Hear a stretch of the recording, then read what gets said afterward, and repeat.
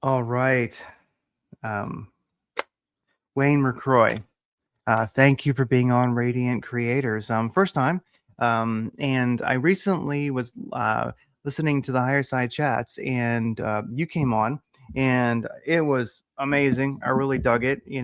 I'm a member of the Higher Side Chats. So I got to hear the whole 2 hours, all the good stuff, and then listen to some more of your material and checked out your site and your many different places do have a presence on the internet, and thought, wow, let me ping this guy and see if he'd come on. And you were gracious enough to. So, Wayne McCroy, um, thank you for being on Radiant Creators.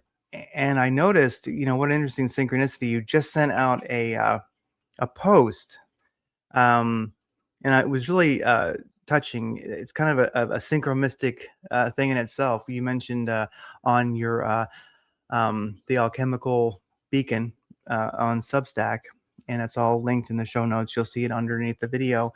You mentioned what's so civil about war anyway, and you have a quote from Smedley Butler, who everybody knows. War is a racket.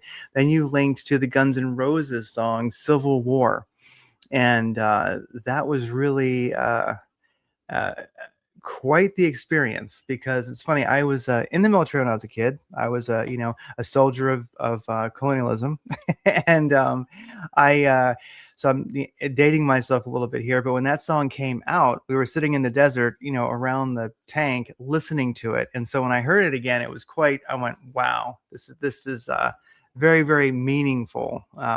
That song really meant a lot to us when we were out in the desert, because we didn't want to be there, you know and the song, something about it really spoke to us. So thanks for happening to just post that. So anyway, I've talked enough. How are you doing tonight?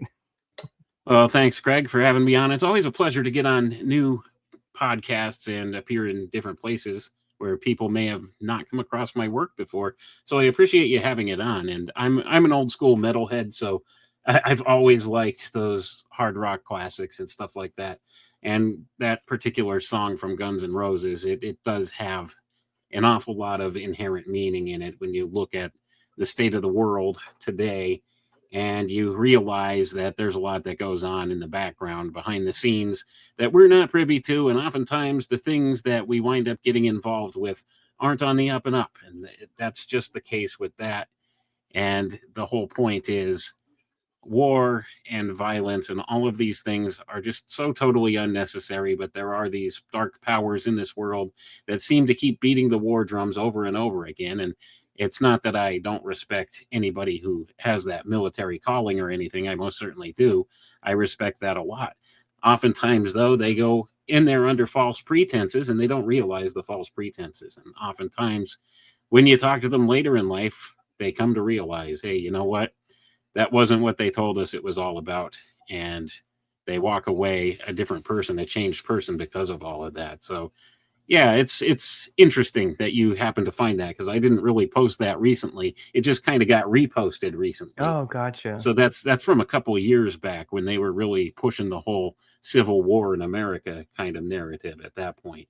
But Mm. Smedley Butler is somebody that I respect and admire for the way he stood up and called it out for what it is, and really made a difference in how things became manifest in this world from that time since, and how we today we can have these examples in the past we could look back at and say, you know what, one person can make a difference. And that's, I think, an important message for people today.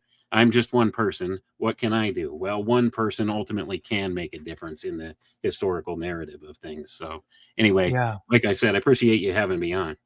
Oh, yeah.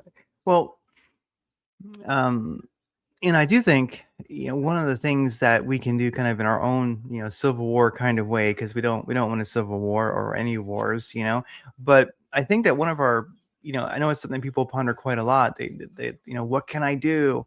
And I really think that, well, being aware of people like Wayne McCroy and reading his material, and listening to him is one of the many things you can do. Because I really think that waking up, and it's a bit of a heady term when you say that, being awake, but we all everyone who listens to this show is a little bit crazy, and they understand what I mean by awake. It's not some egotistical thing, you know. But when you're awake and you're working on that, you're huffing and puffing, you're working on being a little bit wiser, you know, and having more of a connection to, you know, God, I am, source, whatever a person wants to call it. Then I think that might be the most revolutionary act that a person can do to fight the archons, the system that, you know, what more, I don't know what else we can really do. It will all come from there, whatever we're supposed to do in the world as an outward expression. Oh, absolutely. That's the whole point. I always tell people, be the change that you want to see in the world. That's where it Mm, starts. It starts with looking at yourself in the mirror and realizing, hey, you know what?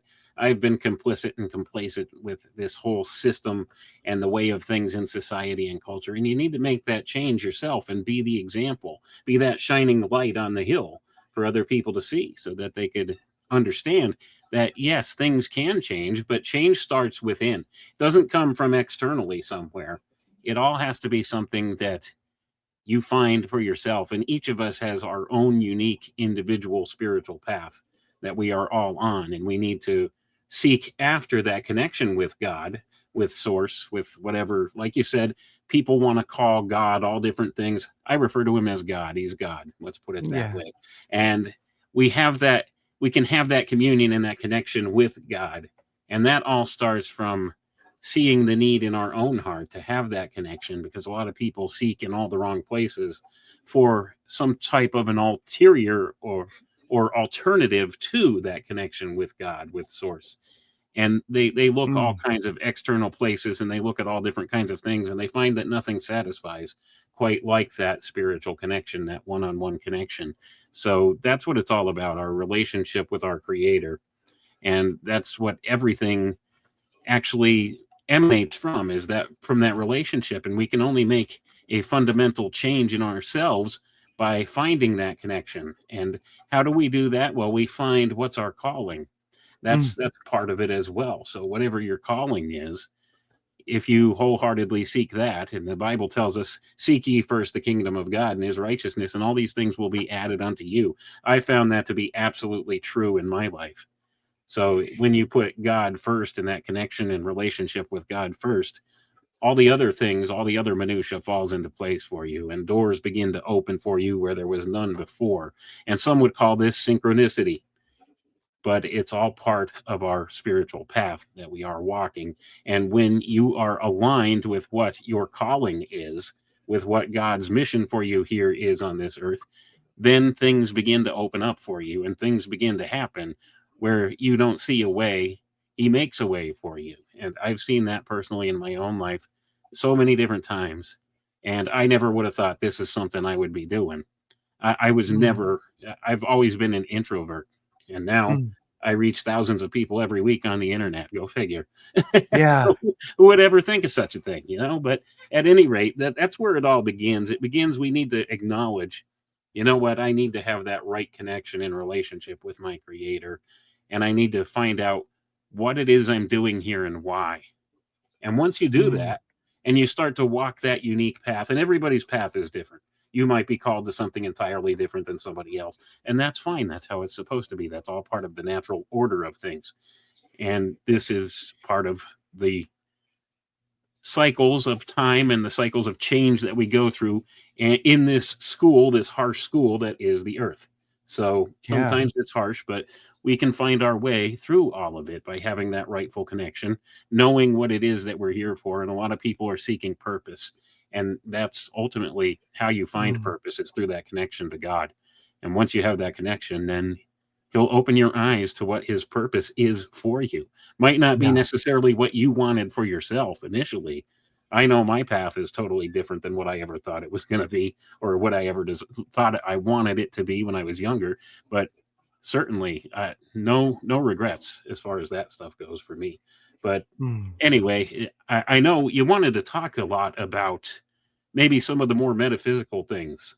So Yeah, I'd be yeah. interested to hear where you want to go with the conversation here. Yeah, and so what you're saying reminds me of, you know, of course, Joseph Campbell, you know, follow your bliss, you know, and like you mentioned, and doors will open. And so, yeah, that is really the key. Well, um, one of the things I was thinking, I have, some notes, and we'll run through things, make best use of the time, but yeah, definitely what we're seeing right now as we enter the year of the fire horse, which is quite, well, it's fiery, that's for sure, um, and as we were just talking about, as we were just mentioning, to follow your bliss, to find that your path, it seems that um, since we're kind of using some biblical references, like as you walk through the shadow, the valley of death. How's that one go?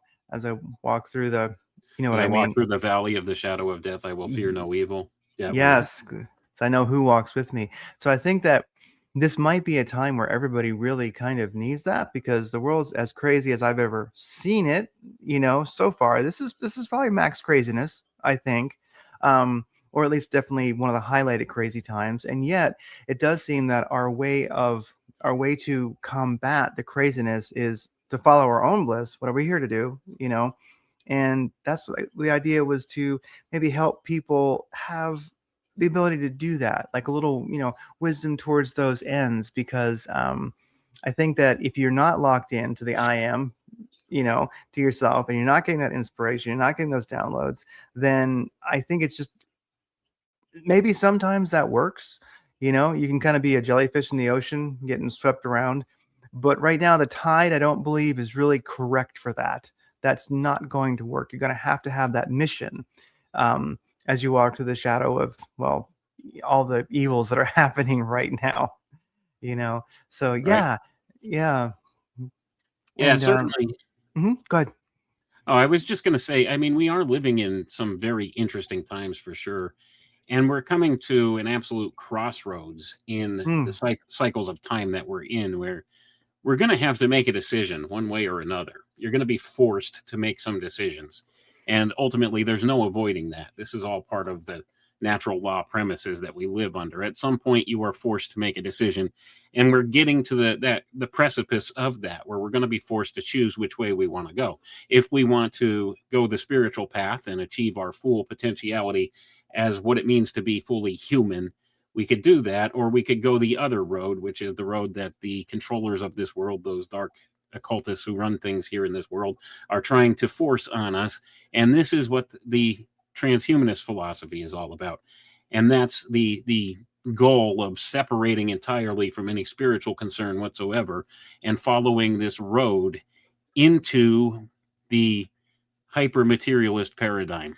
And they give us all these false promises, and they are false promises of ascension and this kind of thing in this transhumanist notion. So they're trying to build a post-human era. And we could talk about some of the philosophies that have been around for a long time that will tell you with no uncertain terms what this really is about. So that's essentially the other option we're given, walking away from being human and becoming something different, what they call the post-human or the post-human era, humanity 2.0. They claim it's the next step in human evolution, but it's all based on lies and fallacies, and it's based in hyper materialism. It's based upon turning your back on spiritual concerns of any type. It's the absolute denial of the spiritual, and mhm, it's not what we're really destined to do as human beings. But we are allowed that choice. That is one of the gifts, one of the greatest gifts that God has given us, our creator has given us, is free will. So we have the choice. We have the choice. Do we want to turn back towards the spiritual ascension that we should rightly be on at this point in the cycles of time, or do we want to walk away from that and go this alternative route that the technocrats and the dark occultists who run things are trying to steer us into, and go the transhumanist route, which researchers and philosophers of the past, like Rudolf Steiner, called the eighth sphere. And yes. in the Hermetic teachings, they call this the world of shells. It's an Mm, empty vessel, the world of shells.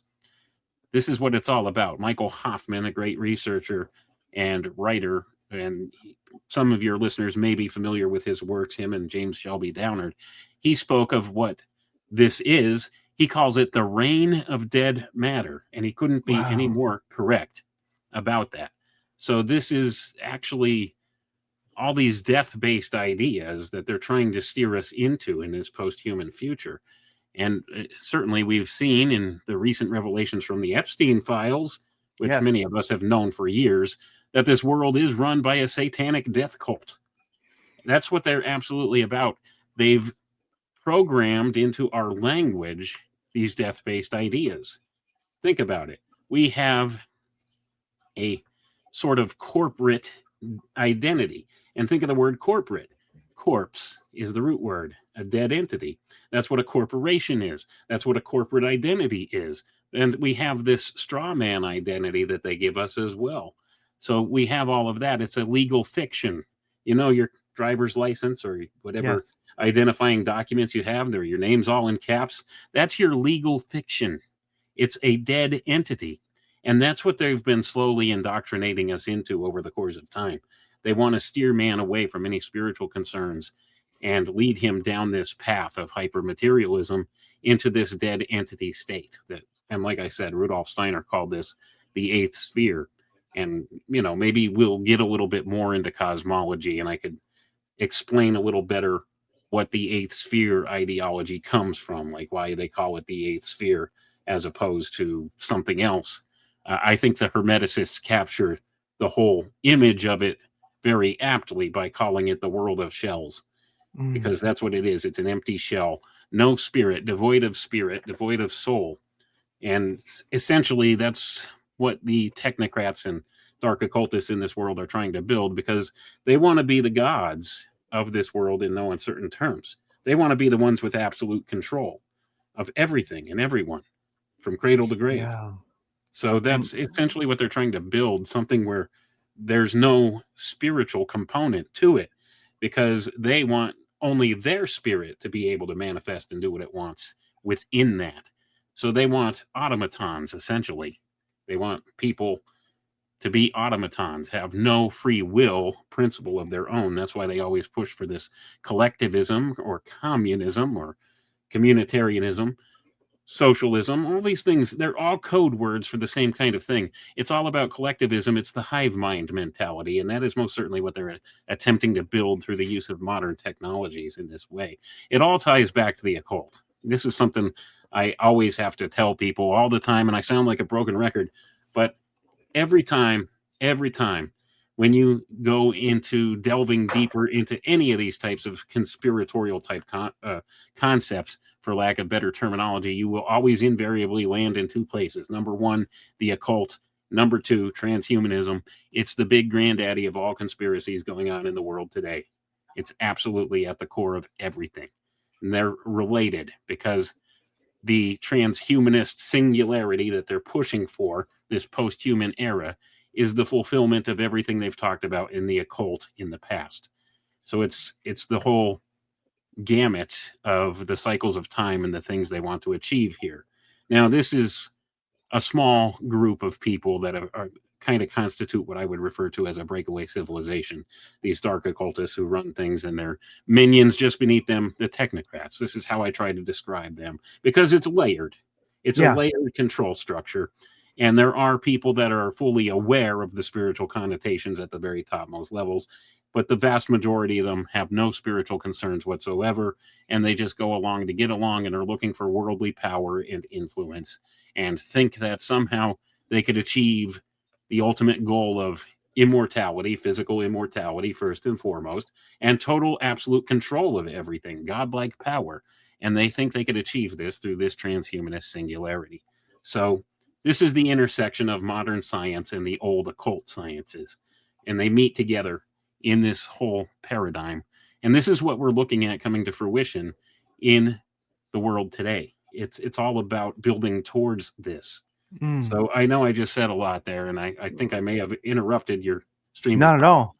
No, not at all. It's perfect. And something that I'm reminded of when you're talking is how something I'm seeing coming back in style is the company town, you know, where it used to be the company town was, you know, like a coal mine or something like that. But now we're seeing this in what used to be the somewhat affluent, like your upper middle class and up, would have been people working in IT and information technology, people working at companies like Apple and such. And I think it's Menlo Park. I forget where, somewhere up in it's Northern California, the main Apple office. I'm not, or one of the smaller ones. I'm not sure, but they actually have, I guess, like a parking lot, a big parking lot that they leased so that people can live in their trailers and cars who work there.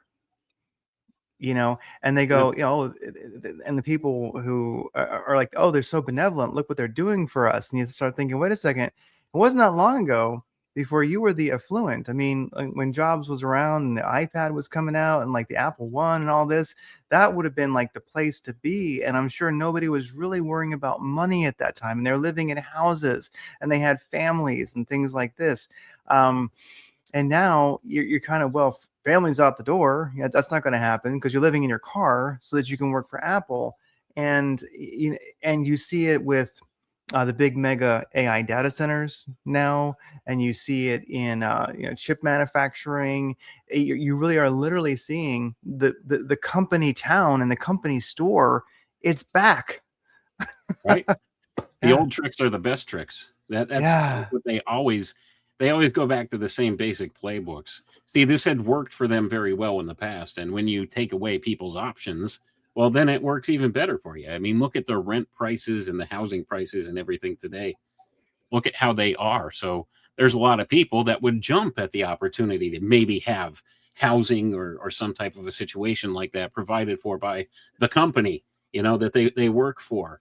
And it's kind of it's a way in which these companies tend to thrive. This is what they did back in the old times, the industrial age, the onset of the first industrial age here in America.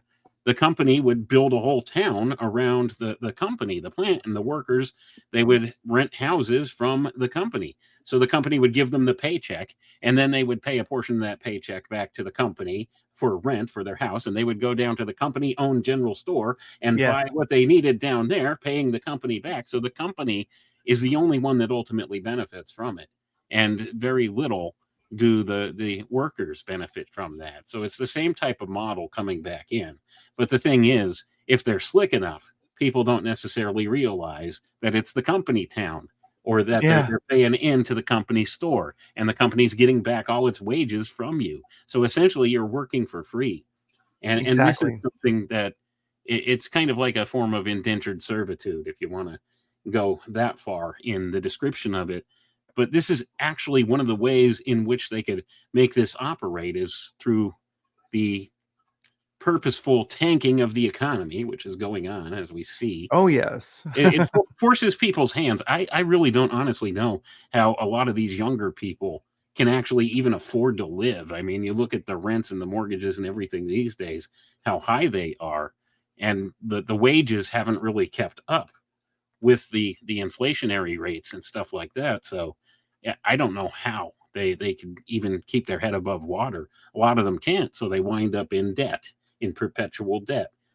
And this is wherein they have you. So if they have a situation where they say, okay, well, if you work for our company, we have this housing development right by the company, like the company offices, and you could get a discount in your rent there or something. You could live there for relatively cheap, and people will jump on that. So it's Yeah. certainly something to keep an eye on, especially since there's a lot of private investors and stuff that have been buying up the real estate in America, especially. Oh, yeah. Yeah. And that's the It's thing where you, concerning. oh, yeah. And if you're not working at the company town, if you're not living and working, if you're not living in the company town and working for the company, then you're living in the 15-minute city, which is not much different. It's just yeah. Well, you did mention Rudolf Steiner and the eighth sphere, and I'm definitely, familiar with Ahriman, and it does seem that, yeah, we are really becoming either, this is a time where we're going to either be the machine human, like the aesthetic human, just simply on the surface human, um, and aesthetic human that comes from Days of Noah. He's got a great YouTube channel and dives deep into these things. And so that's what I think an interesting topic is, how do the awake, stay free as we go through this transition, because I do think at the other end of this, I don't know, I guess maybe 2030 or something like that, or maybe it's going to take longer. I do think we're seeing the fall of the Western civilization, and I think we're seeing something new that's happening. So we are in a moment of downright decline. Anyone who, if you buy groceries, that our civilization's done, right? We have issues, and something else has to happen, and that civil war is a civil war of awareness. And how do we make it through to the other side? Because I really feel that the trick right now is to thrive, be happy, be healthy, be wise. Really, like if you can find a greenhouse somewhere, like a little bit of land, and you can grow your own stuff. I mean, the more self-sufficient you can be, the more streams of income that you can have that aren't going and working for the company town, like the better. So it seems like we know what to do. I think one of the hardest things is keeping your vibe up, keeping that connection, because it is work. Following your bliss is hard, but you don't do when it's hard. You never do when it's easy. And I feel like we're in the hard part right now. Yeah, I agree. I think those are the solutions. I mean, you pretty much nailed it. That's Yeah. what we have to do. Maybe own a little bit of land, know how to grow some food, have some skills, have some storable foods, these kind of things, common sense things. Maybe invest in some real world assets. Real Yeah. estate's a good one. Gold, silver, if you could get your hands on some of that, just to have it, just in case things go south. I think one of the main things that we as a collective group can do to really stave off a lot of the control that they're looking for, and the onset of this panopticon control grid they really want to put in place for everybody, is we need to insist that we keep some physical means of exchange. Yes. Cash is king. So this is a common sense kind of idea that if we all could apply it, it would really make a big difference, because they're pushing for everything digital. They want digital currency. They want programmable digital currency. And that's what this whole push with cryptocurrency and everything has all been about. It's to try to grease the skids to get people to accept this. And of course, the introduction of credit cards and all of those things, when you go back through the timeline, it's all leading to that same place. They want a cashless society. But we need to insist, we need to maintain cash as a physical means of exchange, even if it's a fiat currency, which people always use the argument. It's a fiat currency. Yeah, but it's something physical you could hold in your hand and go down to the gas station down at the end of the block and give them this, and they give you stuff that you might need. This can't be done when the power goes out otherwise, if you're all on an electrical grid. And we've seen examples of this during some of these like hurricanes and stuff like that, these natural disaster events that have happened, where the power grid's been down in an area for a long time and people can't do business anymore because the power's out. Well, I've worked enough. I'm old enough that to go back to the times when you punched in the manual cash register and you figured out the change and stuff in your head, and you were able to still do business if the power went out, if the lights were out. I worked in retail. We were still able, if the power was out, people could still shop.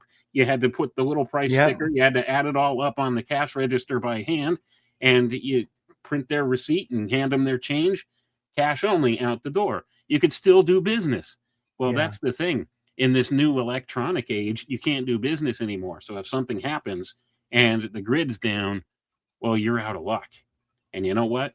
That's not practical in a lot of ways. And we see the example with natural disasters. That's one reason why that's not practical. Another thing that's not practical, and this is something that gives me a lot of hope, is I've worked for corporate America. I know how greedy these businesses are. They don't like to have downtime. They don't like to be down for the day. They don't want to be losing that business for the day.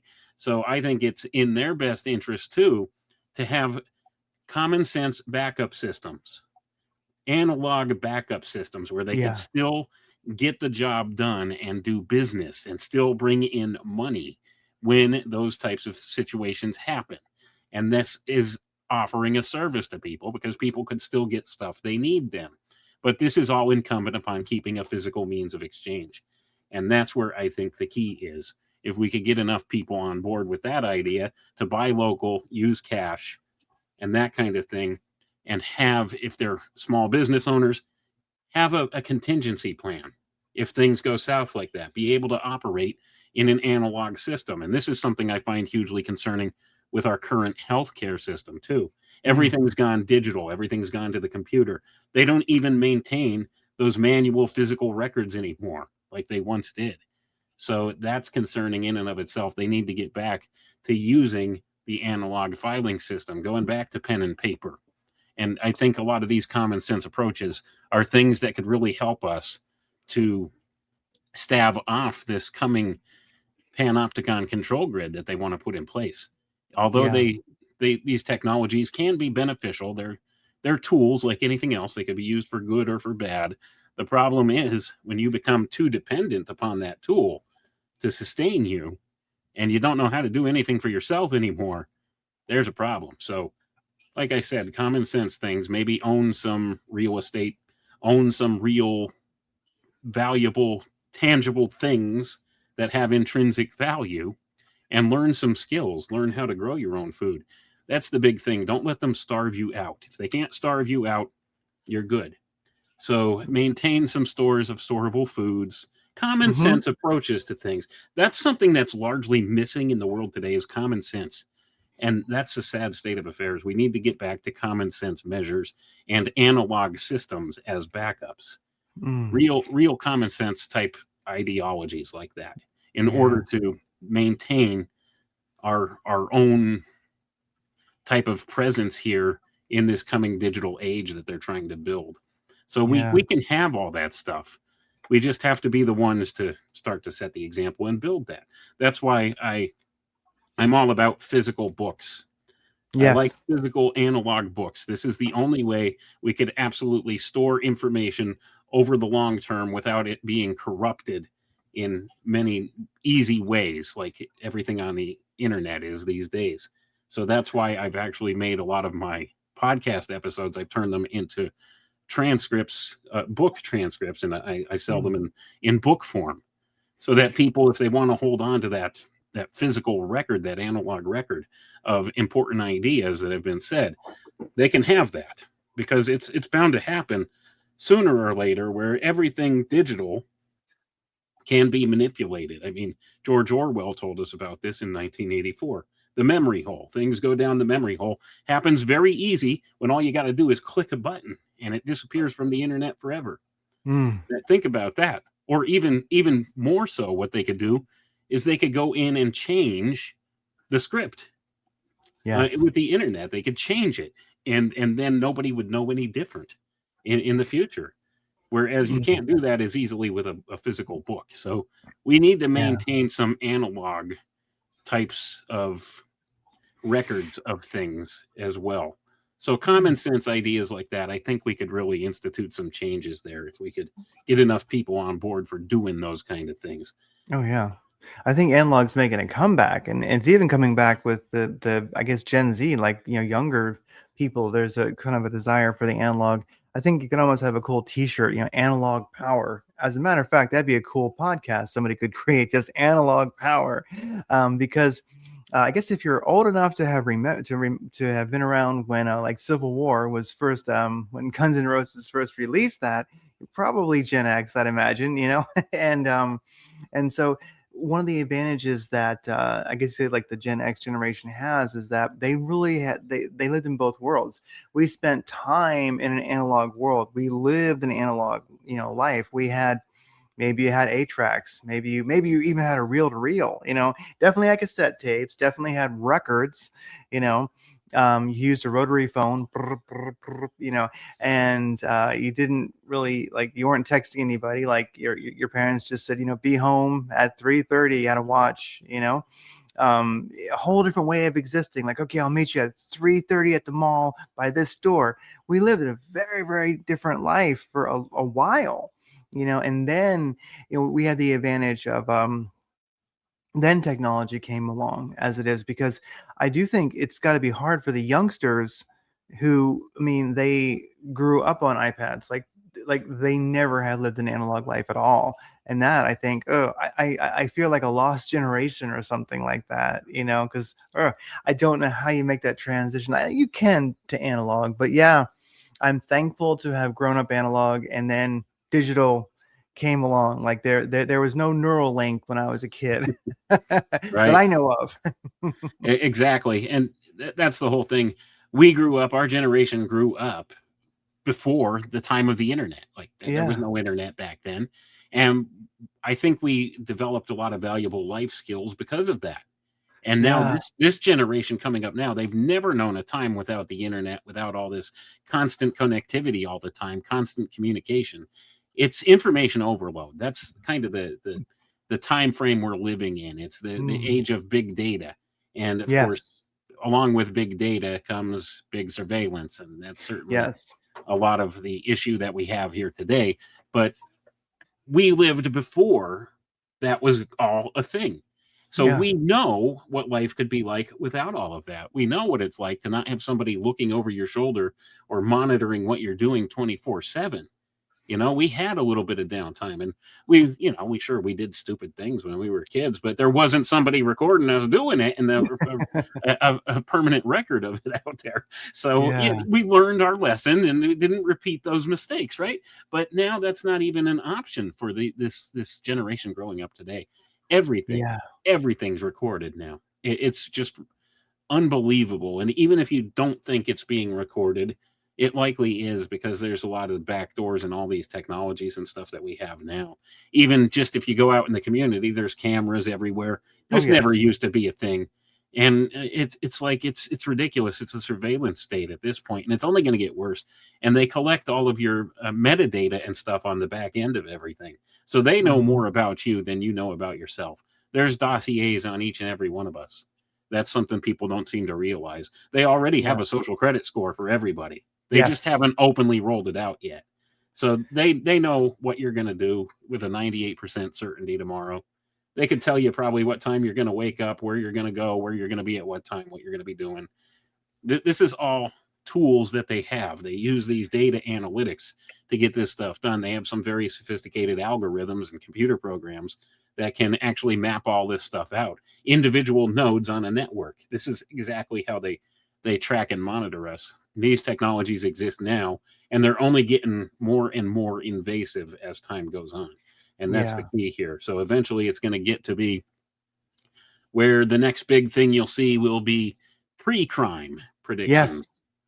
And Minority Report. Yeah. they've already done this. This was actually something that Palantir rolled out as a test in New Orleans in 2012. They did this.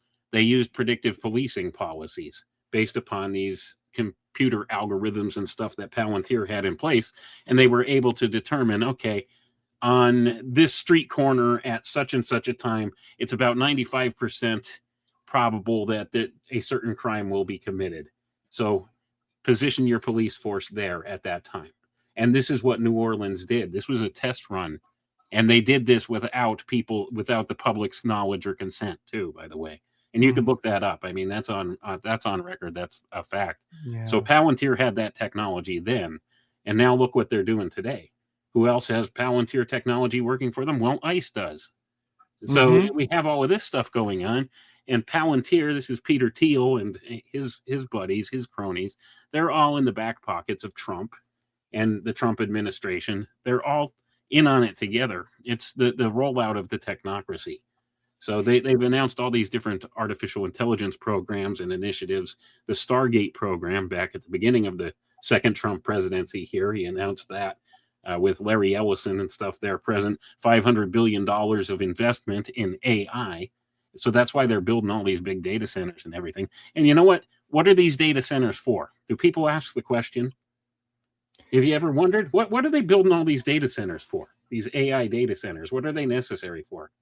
Yeah, and the expense also, like, and I definitely want to hear what you think they're for, but I'll just throw out, this is that I have some awareness of like of how they're built and what's in them and the expense. And like there's a new one going to be built soon here in Arizona. We have a lot of them. We're a lot of flat desert that they use.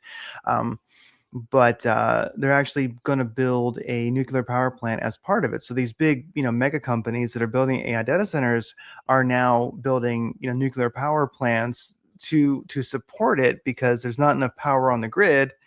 Basically the people can't afford it anymore, right? I mean, Right. they give incentives for the data centers, or the data centers give incentives. It's two-way street, with the local government and stuff like that. So everybody gets paid off, everybody's happy. The only thing is that who pays for it in great part is the citizens. Well, that's not working because they're getting too damn big, and ultimately the state can't afford it. So now they're building nuclear power plants, and it's actually happening right now in Arizona. So that they're that massive, they use that much power. And I wondered to myself, and I work it out like on a little piece of scratch pad, and I think about it, and I'm like, this, you're looking at, like, these things cost like hundreds of thousands of dollars an hour just in power. And you're like, I just think to Right. myself, what ads are going to like pay for this? People looking up the best way to make kung pao chicken? No. What could ever pay for these things? Anyway, what do you think they're for? I just wanted to throw that in there. Sorry. Well, think about it logically for a second.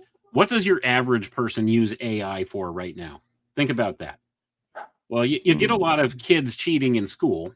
Yes. You'll get a lot of teachers grading and coming up with assignments and stuff in school. I've experienced this. I've seen this with my own kids. Okay, their teachers use AI just as much as they do. So essentially, it kind of builds this self-empowering loop. The teacher assigns them an assignment that's generated by AI. So the AI gives them an assignment. So then the student has the assignment to do, and they use the AI to do the assignment. So it's AI, and then the teacher uses the AI to grade the assignment. So it's AI grading AI.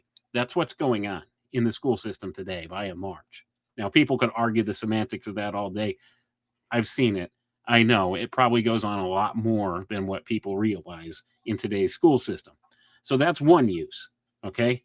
So it's kind of a net zero, like as far as a benefit, as far as that goes. What else do people use AI for? Well, they make funny videos Yes. and generate artwork. Uh, Yeah. so, what really justifies the building of all these massive AI data centers? If that's what people are using it for, or they're using it to maybe streamline some processes or something at work and this kind of thing to help with automation, well, that is something that I don't think justifies the existence of all these data centers and all this investment Yes. in it. So what's it really for? It's for data collection, and it's for collecting data, and it's for the weaponization of data. That's what it's all about. So it's all Yeah. about setting up this ultimate control grid, because that's ultimately what they want to do. They want to have everybody's information all in one centralized utility, and they need to have these data centers to get that done, because you're talking about so much data, right down to all your biometric data, your health data, your genetic data, everything all in one centralized utility, tied to your bank account, tied Yes. to everything, every bit of information they have about you. It'll all be in one place. That's why they had to get their foot in the door in the healthcare system and transform the healthcare system. Thus, they rolled out the COVID scam on the world, the Mm-hmm. COVID scamdemic. You see, it wasn't because there was this new novel virus or pandemic situation. No, the pandemic was so that they could get the healthcare system transformed so that they could collect all your biometric and genetic data. That's what the whole purpose of the whole thing was. It had Yes. nothing to do with, oh, well, people are getting sick, so we have to do something about that. And look at the response measures they put in place. And look at all the things they did. It was a massive experiment, admittedly, a social experiment to see who would Yeah. capitulate and who wouldn't with a lot of things. And now they're collecting all the data on the back end of it, and they're transforming the medical model. That's what they're doing. So it's all about this transformation of the whole medical system. And we just talked about that previous with some of the practical analog things that we're speaking of. Whereas everything's a digital record now, they don't have paper records anymore in the medical system. It's all going into one centralized database where they collect everything on you, and they even have patient portals now that you could go on your cell phone or whatever and find out what your test results are, like immediately after you had the medical test and stuff done. Well, if you could access it, don't you think there's Yes. other utilities that can, especially when you throw in an artificial intelligence data collection type of operation like that? It could probably suss through the data a lot quicker than you can. And if it's looking for certain keywords or key things within there, key bits of information, it could find it very quickly and maybe forward it somewhere where they're looking for that. So, and this is what's been done largely in the past here, but now it's only escalating with the Mm. advent of AI.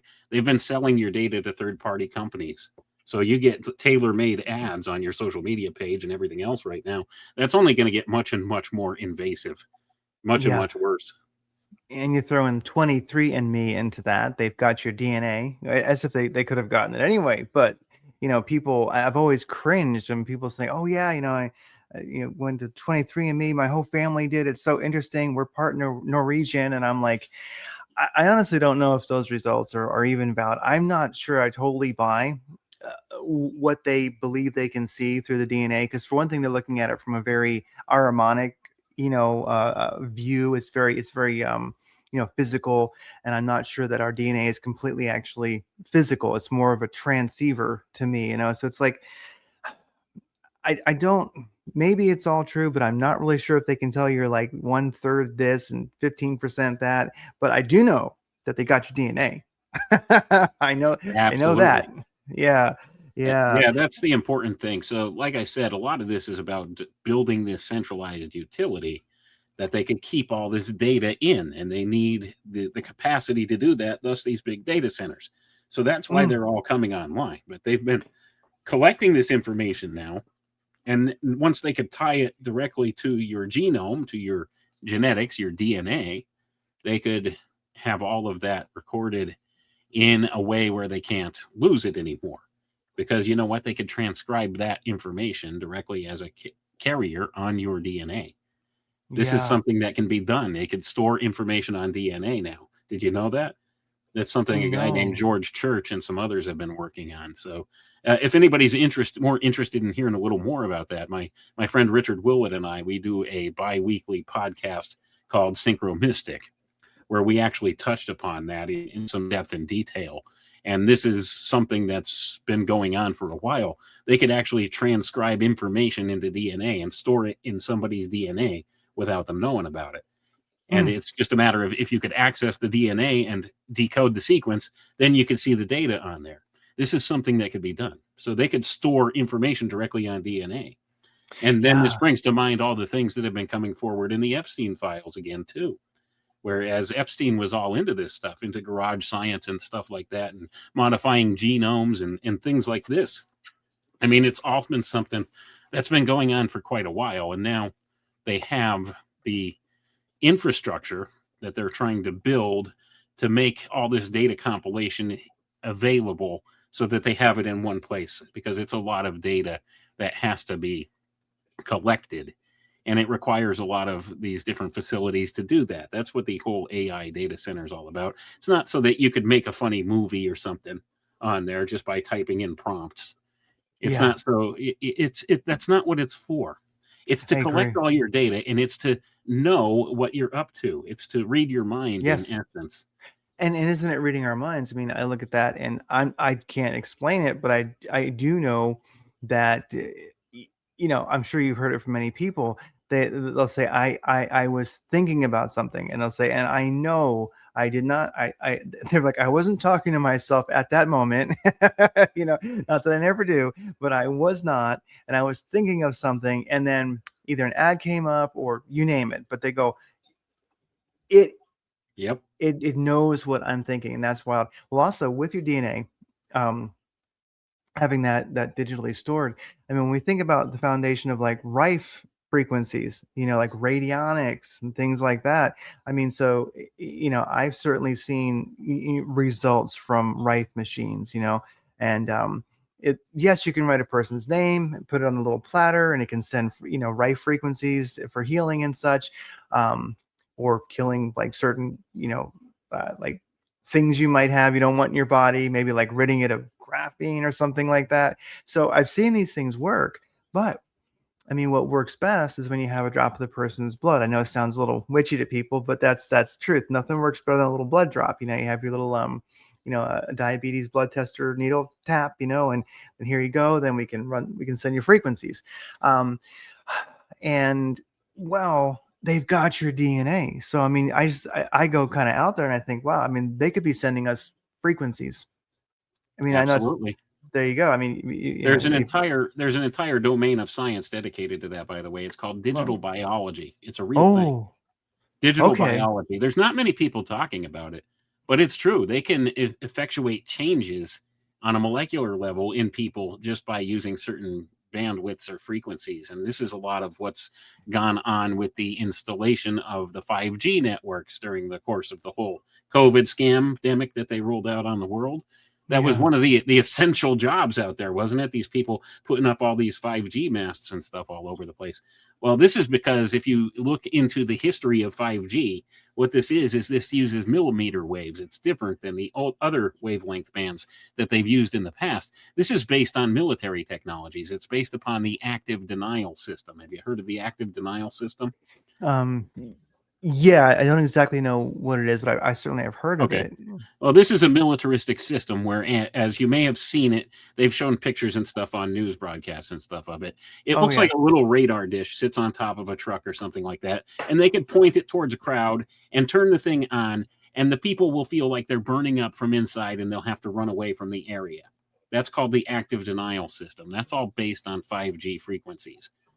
And this is something they could actually tune the 5G antennas to do. It literally cooks people from the inside out. That's what it can do. And it could be turned to all different frequencies. And they've done actual studies on this, that these frequencies can affect people's behaviors and affect their health in many ways. They could duplicate symptoms of types of illnesses by just tuning in the right frequency into these modulators and this kind of thing. There was a project, what was it called? We actually did a live stream on this a couple of years back, talking about this. It was a military experiment, military paper that came out that became declassified, whereas they were using this project to show that you can affect people's behaviors. You could actually change their moods and stuff by hitting them directly with these frequencies from a distance and this kind of thing. So I can't think of the name of it off the top of my head. We did it a long time ago now, but I have the papers. I have all of this stuff, the documents for this stuff. I'll have to look that one up and maybe make it available out there. I can't remember the name of it now though. But it was maybe no, it wasn't Project Pandora, but it was something similar like that. It was some type of a project where this is what they were studying, and they found this, and this goes back to the 1950s. So, like, they've known a lot of this stuff. They've had a lot of these abilities for a long time. And a lot of the developments in the technological circles have been going on in black budget programs and stuff behind the scenes for a long time. So these are all things that are known commodities that they have. This is just stuff that is known now. What they're really working with now is probably way beyond that stuff. Oh But yeah. this is one of the capabilities of 5G networks, by the way. They can tune it to just the right frequency and make you sick, maybe even kill you if they want. And Yeah.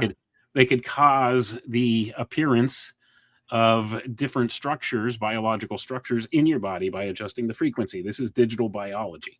That's what that Yeah. is. Digital biology. Wow. Yeah. And it makes sense because I think about you've got the big AI data centers with your DNA, and then you've got your huge, 5 and 6G like rife frequencies, going out there. I mean, and it can be like a superficial frequency, or it can be, you know, something more, I would say occult, you might say, Oh something yes, deeper that they could there be sending out. there are occult underpinnings to all of this stuff too, Yes. and that's just scratching the surface. These are all just things that people that are more in that mainstream scientific modality of thought right now can actually identify and see and see. I'm not making stuff up. Like this is No. all real things that exist right now, have existed for a long time, that can be used in this way. So this is the nuts and bolts physical science behind it, but there's an occult aspect to it too. And this even speaks to something like you were saying about using this type of stuff, like a drop of blood or something somebody has, to be able to maybe ping you with some type of a frequency. Well, there's rumored to be in certain occult circles a device called a tepaphone that can be used to actually kill somebody from a distance without them Wow. knowing what in the world happened. So, I mean, these are all things that have circled around in the secret society groups and stuff for a long time. And within these occult fraternities, these types of abilities to do things with this. And this is why they're obsessed with blood and stuff as well within a lot of those different organizations. So they can acquire power over somebody in this way. So this is one of the things that's been weaponized against us as well. So you have all of these different connections and commonalities, but the thing is now, the way the technologies have been being unleashed on the public over the past couple of years now, it's rolling out much faster than it has in the past. Yes. And there's a lot of reason for this because, see, the important thing for people to understand about the development of these technologies is all these things that we see as the state of the art out in the public domain. These things have already been perfected and weaponized in every possible way within the auspices of the special access programs of the military industrial complex, a bare minimum of 30 to 50 years ago. See, this is what they do. Any new developments, they try to capture a hold of the developments of these different technologies and programs, and they keep it compartmentalized under the umbrella of Defense Department or however they want to categorize it, and they keep it in classified programs. That way they steer and direct it and find out every possible way to weaponize it under the umbrella of national security. And then after they've done that and they've thoroughly tested these technologies and used them in all possible ways they could think of, then they slowly trickle it out for public consumption. Yes. And they give it over to companies for consumer uses. This is called dual use technology. This is a real commodity as well for anybody out there trying to research this stuff. Dual use technology. So they unleash these new technologies on the public. Consumers pay for them. And then you have a weapon system sitting in your pocket. The cell phone is the perfect example. This is a dual use technology. Dual use means it has a militaristic use and it has a consumer use, a civilian consumer use. Now, a cell phone is a massively useful tool. You could make phone calls, you could surf the internet, you could find out information at your fingertips, you could take pictures. But what you don't realize, what most people don't realize, is it's also a perfect tracker and surveillance program. Yes. And you take it with you everywhere, and they purposely made the technology addictive so that you feel lost without it. And many of the transhumanists argue that we are already cyborgs by fact that this is an extension of ourselves now. And are they wrong? Nope. I mean, it's not internalized as of yet, but they're getting there with the wearable technologies and with the implants and stuff that they're doing and working on. So this is all part of it because this is a key platform they're using right now is the cell phone. That's why when you think back to the early days of the first Obama administration, you had Obama phone. You remember the whole thing on Obama phone? Everybody needs a cell phone. Like all they don't have a job. They can't afford their bills as it is, but they have the newest cell phone in their pocket. This is why, because they don't care that, you have some way to call for help or something if you need. They don't care about that. They're tracking you. They're monitoring you. They're collecting your data. Data is king. That's the whole key right now. It's the most valuable commodity in the world today. And that's what they've been collecting. And they've been storing data in a lot of different places, like in their Threat Fusion Center in Bluffdale, Utah, the NSA. That's just one conduit where the information has gone previous. But now they want to build these AI data centers so that they could kind of decentralize that and put it out there on a network, a blockchain network. So no information is ever lost anywhere. So this is all part of parcel of what's going on with that. So I think we circled back to the whole data center thing again. It's all related. That's why. Oh, it all is. Yeah. And I do think about Like you'd mentioned, Palantir, and I think it wasn't them, I forget, but there was one AI company that I think the Department of War they switched to Open AI or something like that, because the uh, the AI company that they were working on had like some like moral issues with some of the things they wanted to do, and you start thinking like, and the people who run that one are not moral people. I mean, so it's weird where, um, and also one thing about, Yeah, how bad does it have to be if yeah, yeah, immoral and people running it are saying, "Hey, we're not comfortable with that." this is I too think it's much. This is too Anthropic. I much. think it was I think it Anthropic. was Anthropic. Yeah. They got dumped by the DoD, or the Department of War, I guess, for OpenAI because of moral issues. And look up who runs that. They're not moral people. What do they want to do? Um, but I also look at it like, one of the things that the data centers are doing is, so I call it just the Palantir for fun. It's just kind of like an umbrella statement. But let's say you want to do some social engineering, or you want to guide public opinion. So to me, um, it what gets me is, let's say you have an event. The Palantir can be looking at every data feed there is, every camera on the highway, every bank account, everything. It's watching, and you can say, look, we want to have, let's say, we want to see like a young, very very white Ukrainian girl get like shot in the subway. You know what I mean? Now, either you're telling it what you want it to see, or you're just giving it parameters of what you want. We want something that's going to cause this kind of outrage. We want this or that. And so the thing is, like, they almost, with the Palantir, they don't need to even manufacture a false flag, because what they want, which will fall into the parameters of what they need to cause public outrage or public sympathy, to guide public opinion, the Palantir will find it. Just give it a few days. That event will happen somewhere. And then every press release, everything, all the news, it's like, I mean, before anyone even knows it, it's going to be bam out there. Because, of course, the media, all just, they are just several, not the alternative, but of course, there is the alternative mainstream media as well. I mean, but like all the big media, it's going to be just instant. You could even say just like AI generated, just instant. Here's your press releases. Here's your videos. Here's what to say. And so that's one of the things I must admit that kind of scares me, is where if you want to like cause a civil war, you want to get people pissed off, the Palantir, if you give it the parameters, it can do it, whether the event is real or manufactured. Right. And that's the thing. It doesn't even have to be anything real anymore. And this is all part of the program that they've been working with too.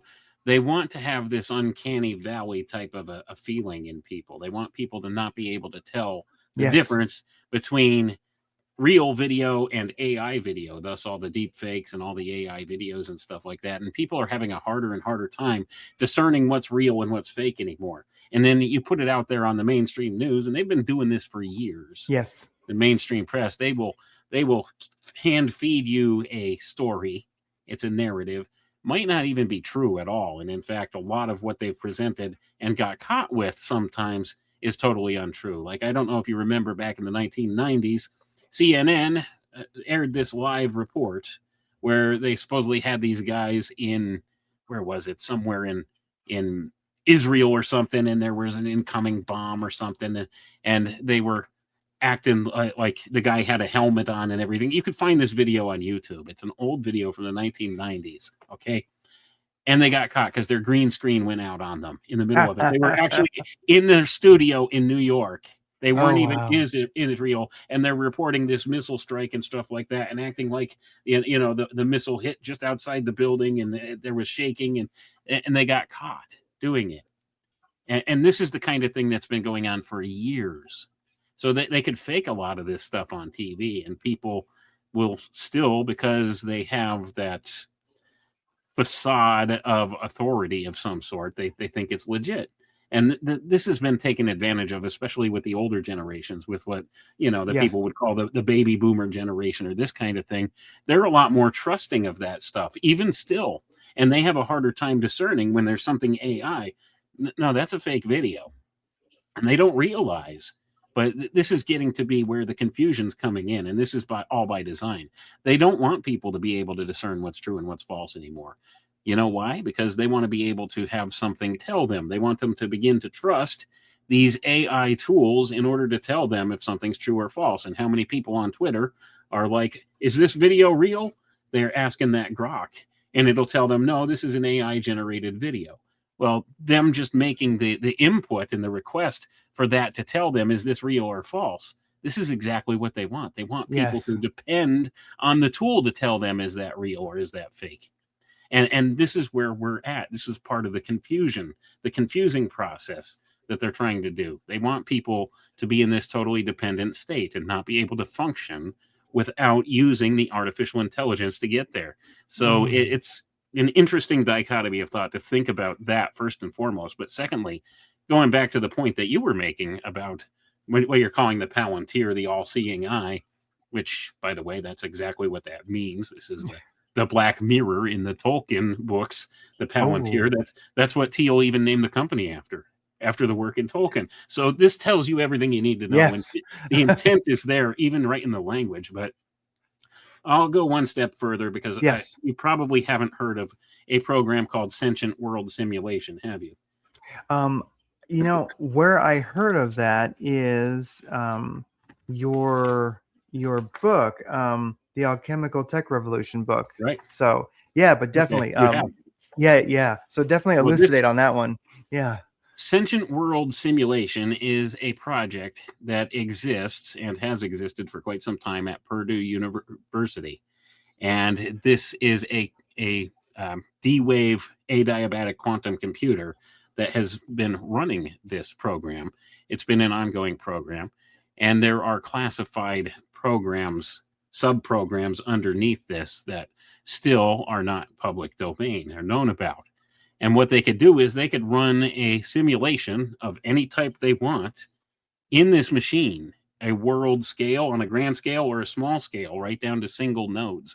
And they supposedly have a node for each person in existence that they have data points on in this system. And they could make predictions of outcomes. They could put different variables in, like, say they want to know, well, what would be the outcome if, say, there was a dirty nuclear bomb that goes off in New York City on such and such a date. And they could run that, and they could make accurate predictions in the 90-some percentile as to what the events would unfold and how people would react, right down to individuals, because they have individuals as nodes in this system for predictive abilities.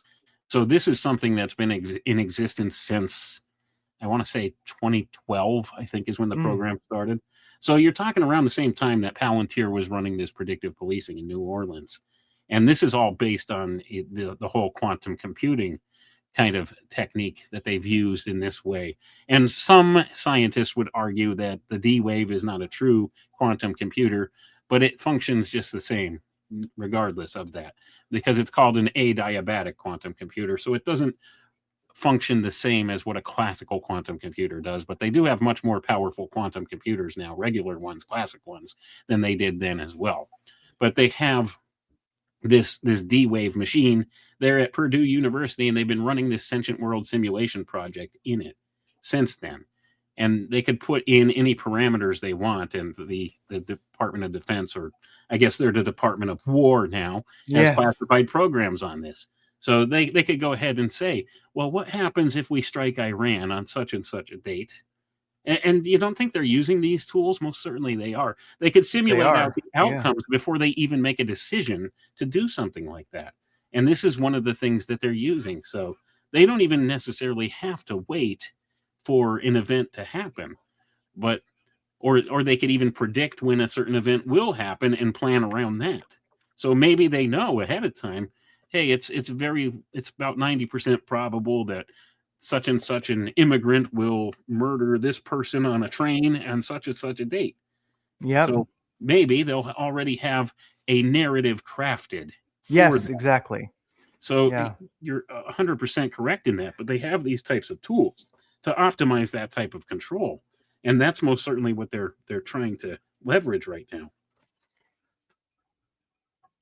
Yeah. And they are using the AI for they are using AI for targeting, you know, and that's one of the things is that that creates this uh, who's accountable now. So in a sense, it's always this in part of transhumanism, I do believe it's you know, deferring to authority always. You know, like you have to ask the authority. Like you don't know, you couldn't possibly know. There is like the authority, and then also, you know, always asking, let's say Grok for the answer. Where what about our human intuition? Like, you know, we exist today because our ancestors knew that there was a saber-toothed lion hiding behind a rock. You know, we came from, maybe we don't, maybe we're somewhat domesticated and we don't have the intuition that we should, both spiritual and physical, but you can recultivate it, you know, and so it can't really be taken away. So we're not, I think when we were analog, when we were younger, we were always cultivating our intuition, and you still can, but it has to be an active process, active practice. And so all these things are being taken away from us like that. Well, here's the thing. So now when you use AI for targeting, it's you can't question it. And you're like, well, wait a second, like, you know, you open a war by blowing away like 160 kids, you know.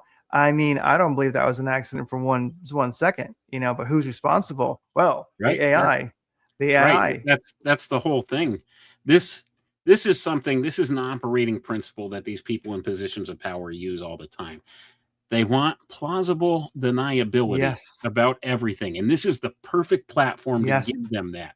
Well, the AI targeted, it must have been a mistake with the AI. There's not much we can do about it, but we're not responsible. The AI, told us that that was a military embedded place or something like that, and they won't take responsibility. They could defer responsibility that way. They like that. And this is Yes. something that's been problematic with AI, and they know it. It's beginning to develop what's called within the industry hallucinations, AI Oh. hallucinations. Essentially, what happens is after it feeds so much on these different large language models and stuff like that, it has a propensity to start recycling information from other AIs and stuff like that, where it becomes diluted or perverted through the course of time. So this is one of the things that happens. It's called AI hallucinations, and if nobody's Wow. familiar with that, you could look that up. This is a problem that they've been monitoring and watching with this, and that's just one factor of this AI hallucination bit that goes on. So it ends up eventually getting false information and refeeding and reinforcing false information. So that becomes problematic. So for obvious reasons, like if you're doing something with it, like say militaristic, like targeting, and over the course of time it begins to hallucinate, and it sees this school as okay, well there, this is obviously just a front for a military base or something hiding beneath it, and it's doing that kind of thing, and then it targets it, and it's actually a school. It makes mistakes. That's the whole point. AI is getting more and more apt to make mistakes as time goes on Mm. because of this hallucination problem, and it's not something that they could solve. Now, another factor that goes into this is the way that they have programmed these AI models is they've made it more desirable for the AI model to give you a wrong answer but sound like it's right, rather than just to tell you outright it doesn't know. It's given it kind of a Mm. reward system where it rewards it for giving you information. So it often has the propensity to reify somebody's pre-existent beliefs for what it is that they're questioning about. So it'll tell you what it thinks you want to hear, essentially, because it's rewarded for that behavior. So it'll come up with all these different reasons and criteria to reinforce what your question is or what your belief is that you're asking it. And you could do experiments on this if you'd Mm. like, and you could test that because that holds to be true. So two people can ask the same question of an AI, but the AI, based upon their previous data record and data history, will know what it is they're looking for. So, say I want to ask something about, oh, I don't know, say 9/11, right? Say I ask it about 9/11. Well, it'll feed back all kinds of information to me about evidence of an inside job and all of this stuff with that. Whereas if you have your average normie out there asks it the question, it'll give them the standard narrative, the mainstream narrative, that terrorists flew planes into the buildings with, Oh they yeah. hijacked them with box cutters and they found their passports there on the ground, completely unharmed in the conflagration and all of this stuff. And that's the whole thing. So it'll reinforce your already pre-existent beliefs, whether they're correct or not. And that becomes a problem.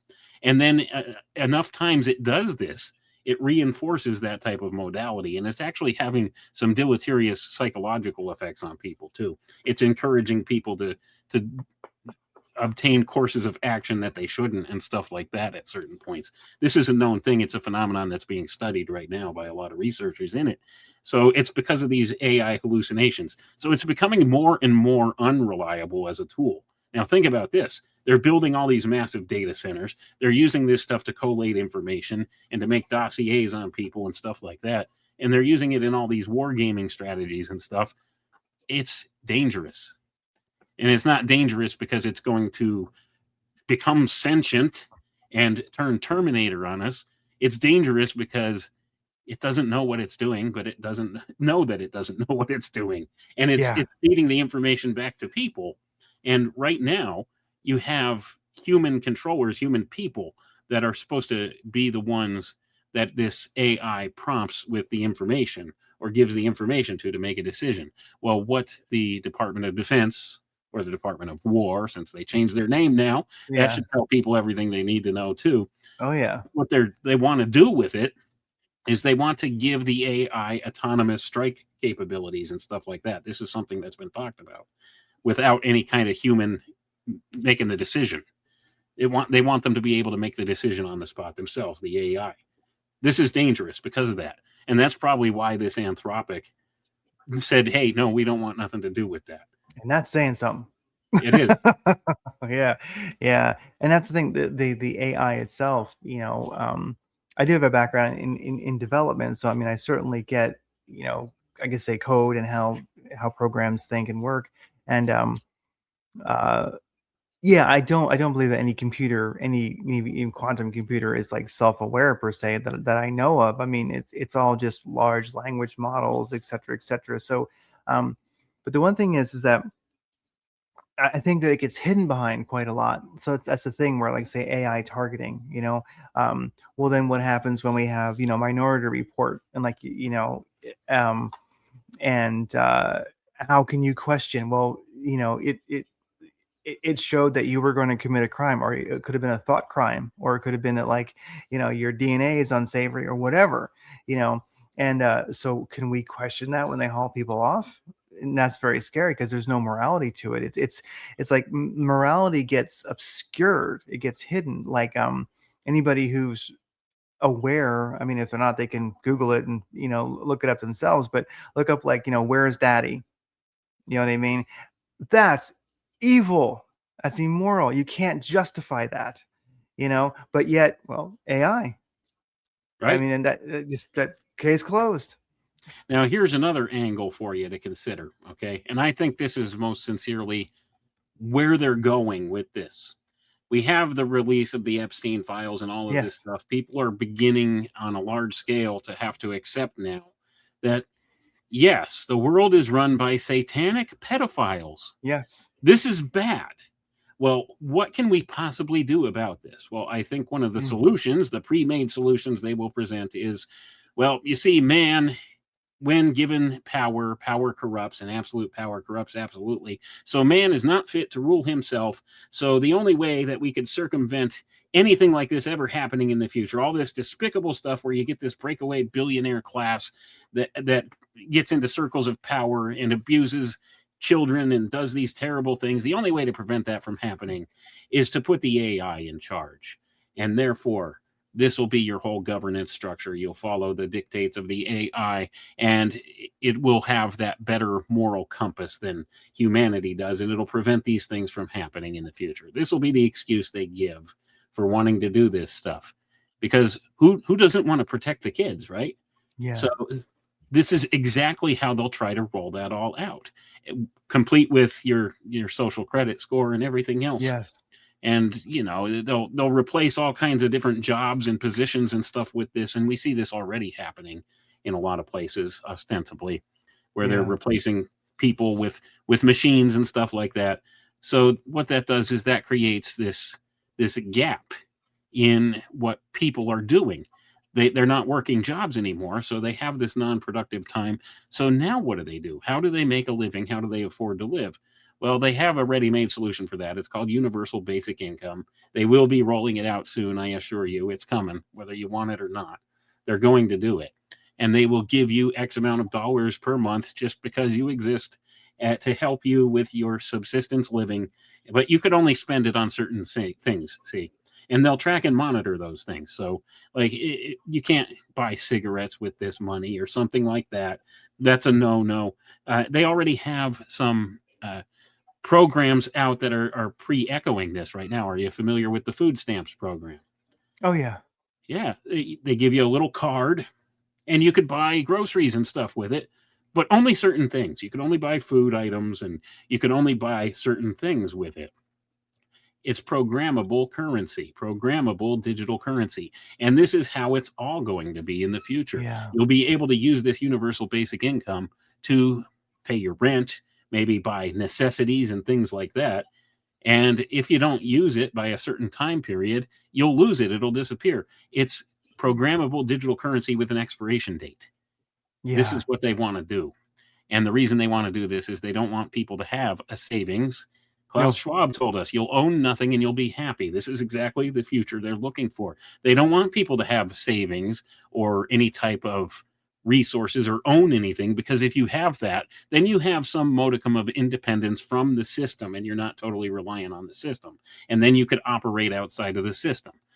You see, if you're totally caught in this system, then they own you. They can do whatever they want and you'll listen, and thus the social credit score comes in. So if you make a post on Facebook that's critical of government, well, we just removed your access to your bank account until you remove that post. Yes. This kind of thing. It sounds ridiculous to people. It sounds like a bad dystopian science fiction movie, but this is the plan. I mean, they have this out there in open literature that this is the kind of thing they want to do. They already have models of this running. They have test models of this running in China right now. Mm. It's there for real. I mean, you could go ahead and talk to people. You might not be able to travel if your social credit score falls below a certain number. You won't be able to use public transit or leave on an airplane, fly on an airplane, or things like that. They'll keep you locked in your 15-minute city. You see, it's all part of the plan. They've Yeah. developed these things all the way back for years and years, and now we're just seeing the infrastructure going in place for it on a massive scale. So this is what we're talking about, and this is what they're trying to bring online here. So it's definitely Yeah. concerning times we live in, especially when you consider that the AI is very much not as reliable as they think it is, because it messes up because of these hallucinations that it has. Oh So yeah. And it's also very like, and it kind of has this built-in protection in a way. So one of the things that I notice is there's a site that helps to visualize like the stock indexes, and so just called finviz.com, and it shows like a grid, and you see all the like the S&P 500 or the Nasdaq or whatever, and it shows by market share. You get a bigger square, so you see that day what's going up, what's going down, green market, red market. Well, you look at, I mean, pretty much like our Nasdaq, our S&P 500, all the tech indexes, or they're pretty much Meta. They're pretty much, Apple. They're pretty much Microsoft. And then of course you have it gets smaller into things like Palantir, OpenAI and things like that. Google's a big one. But you realize that if we were to say today, like pull the plug on AI, then you would have your civil war. It would be over. Our economy would, like, basically, I think right now we are in the biggest bubble, like 2008 Great Depression. That's kid stuff. Like our market, and I wonder to myself, like, well, who's paying for this? Who's building these data centers? It ain't the company. Where's that money really coming from? And so you look at it; these things are being pumped up, speculative, via speculation. Stock is going up, et cetera, et cetera. But these things are epic. They are our tech indexes. And so the thing is, I mean, it holds, unfortunately, it holds the power to, if we take them out, then, I hope you got your victory garden, and I hope you got, I hope you're Yeah, ready, because that's it. Where right. society is going to change. We're going back to a whole different. I don't even know how to describe it. It wouldn't be good. Yeah, You know. definitely, and this is a major concern because at some point that AI bubble is going to Yes. burst. And when it does, it's going to Take have us with it. deleterious effects. Yeah, so like you're talking, especially since their whole plan is to like run the entire infrastructure off of the AI. So when Yeah. the bubble bursts and it's no longer profitable and they've lost control of it completely, it's going to cause all kinds of problems throughout society. And we're beginning to see some of the pre-echoes of that right now. I think I just saw something yesterday or the day before that Amazon had some type of an issue or something where they had a big meeting because some of the AI or whatever that was helping with their platform was malfunctioning or something like that, and it caused them to lose all kinds of money and lose transactions and sales and stuff like that. And Amazon actually was down for a couple hours the other day. Oh So, yeah. Mm-hmm. I mean, so it's things like this that are happening more and more frequently that are showing us the nature of this. So this is something we do have to be concerned with because when the AI bubble bursts, and it will, that's a guarantee because they're just soaking so much money into it right now, and it's not profitable. No, It's not profitable right now. it couldn't It be. costs them more money now and more resources to actually build this stuff and run this stuff than what it's actually producing. Because when you consider what's being used, what's AI being used the most for? Making stupid videos on YouTube for content creators, where they're Yeah. putting like different celebrities or something in these different scenarios and things like that, and all of this. It's non-productive, but it uses up so much power and resources to do that it's ridiculous. And then there's other industries within the computer field that are suffering because of this. Like right now, if you follow computer gaming at all, there's a shortage of RAM in the Oh gaming wow. industry, and like RAM prices have gone through the roof, and this has a lot of gamers and game developers and game development companies reeling, all because of this AI, because they're using all the RAM for these AI data centers. So it's causing all kinds of problems, and the market is not going to really sustain it much longer because right now it's just primarily government money is being funded into Yes. it. And what's government monies? Well, that's taxpayer money. That's the money they're siphoning from us to pump into these things, and a lot of it falls under the national defense umbrella and all of that stuff because they use the funding through DARPA and other organizations like that to feed this stuff in. Even though they say they get monies from private industry, yeah, I'm sure they get a little bit from that, but it's a tax write-off anyway. So essentially, it's the same thing. It's tax money going into it. So this is where it's coming from, and it's not sustainable. It's not producing Yeah. enough profit to make it worthwhile. So any businesses that are investing in it are beginning to find out it's not worth what it's giving us. So it's not profitable. So we're dropping it. And I've seen there's multiple companies now, big companies that were actually going all in on using AI for certain things like call centers and stuff like that. Yeah. And it makes so many mistakes and stuff like that. And it's just not profitable for them. And they're losing market share and stuff because of it. So they dropped it.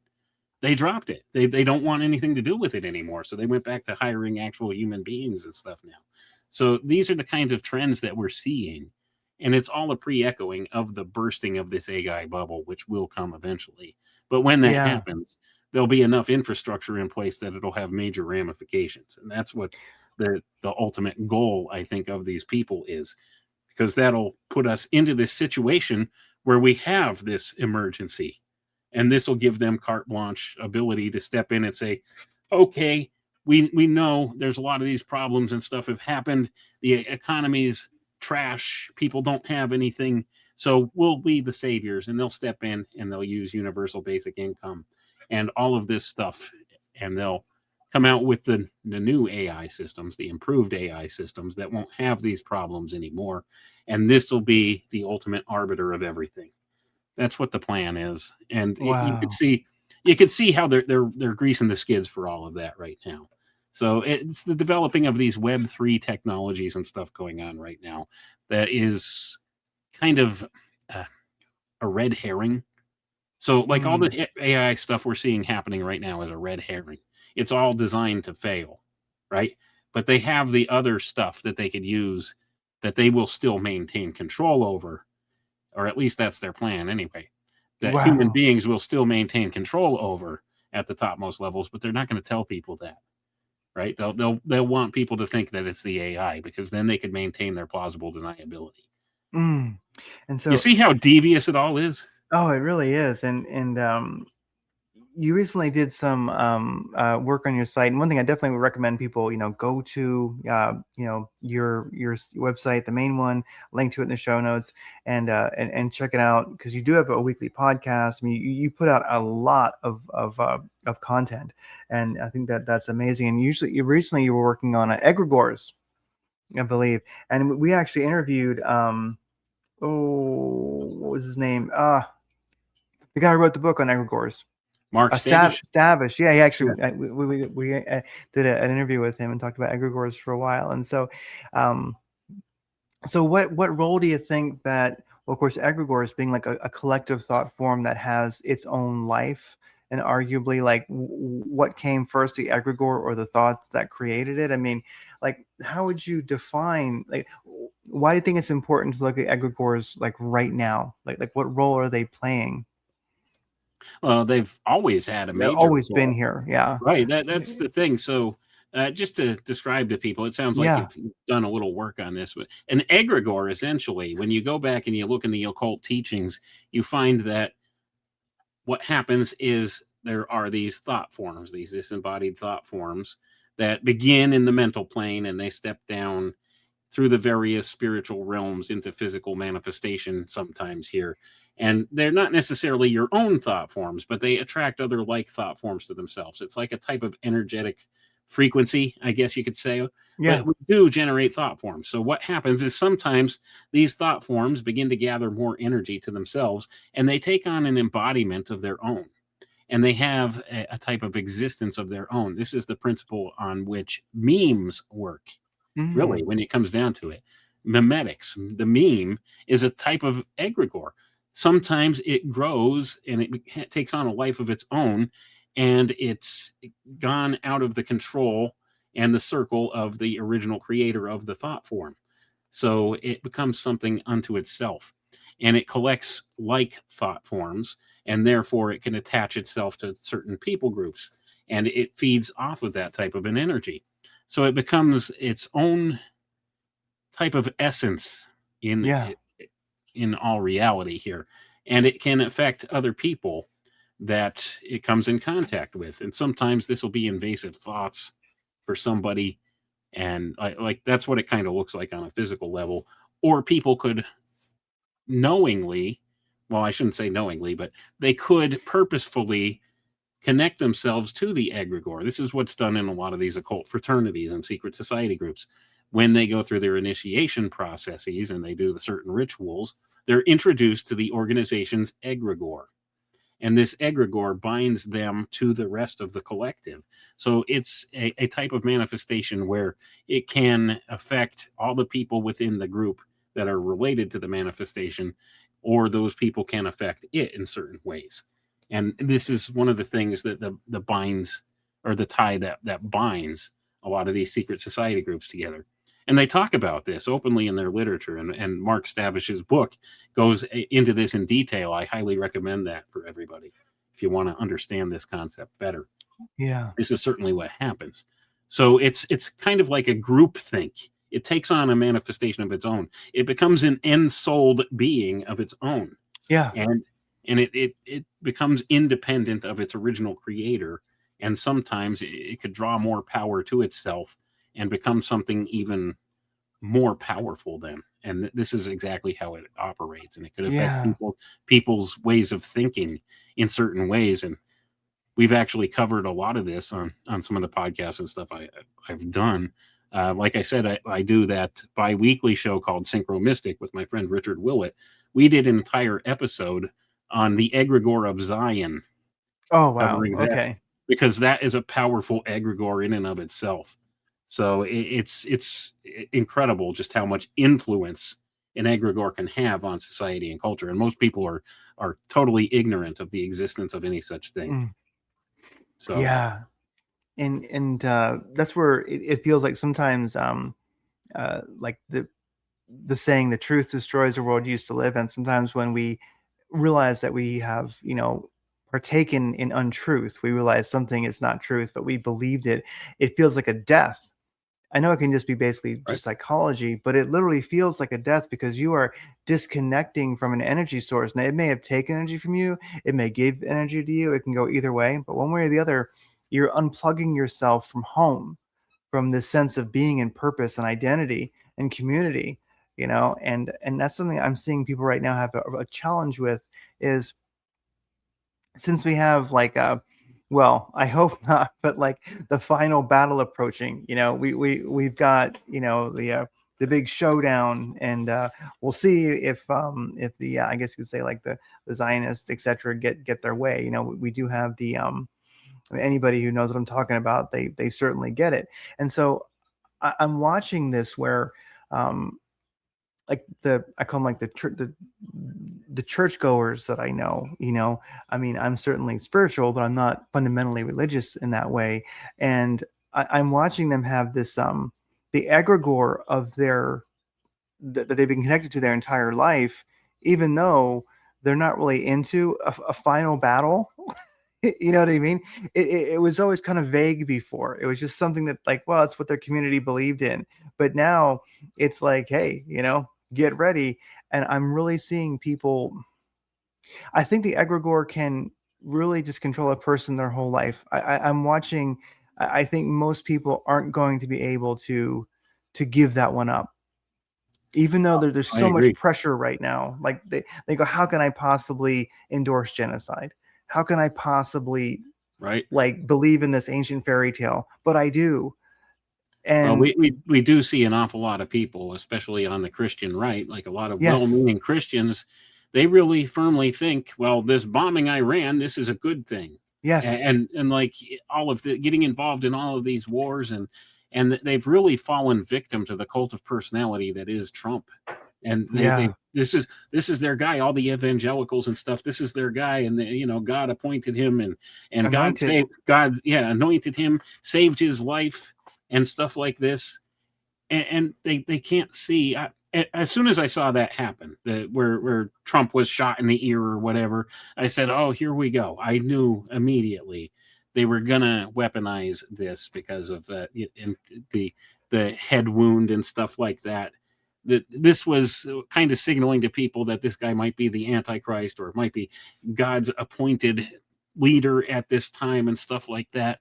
And I don't know, maybe he is. I can't say for sure, but the things that are happening now that most of the Christian church would not accept in years past, now all of a sudden they're all gung ho and on board for it. And this guy's presidency could do no wrong. I mean, look at all the social media. I look at both sides. I try to Yeah, look at things that are more targeted toward the left wing leaning people and stuff toward the right wing. A lot of the stuff on the right wing is all about how he's God's anointed leader and stuff like this, and he put him in this position, and it seems he could do no wrong, and this is what I voted for. And you see all of this stuff, and a lot of them are like well-meaning Christians and stuff like that, but they can't see through that cult of personality and through that egregore that has taken the place of Christ, a false Christ, an antichrist spirit that is inherent in the church right now.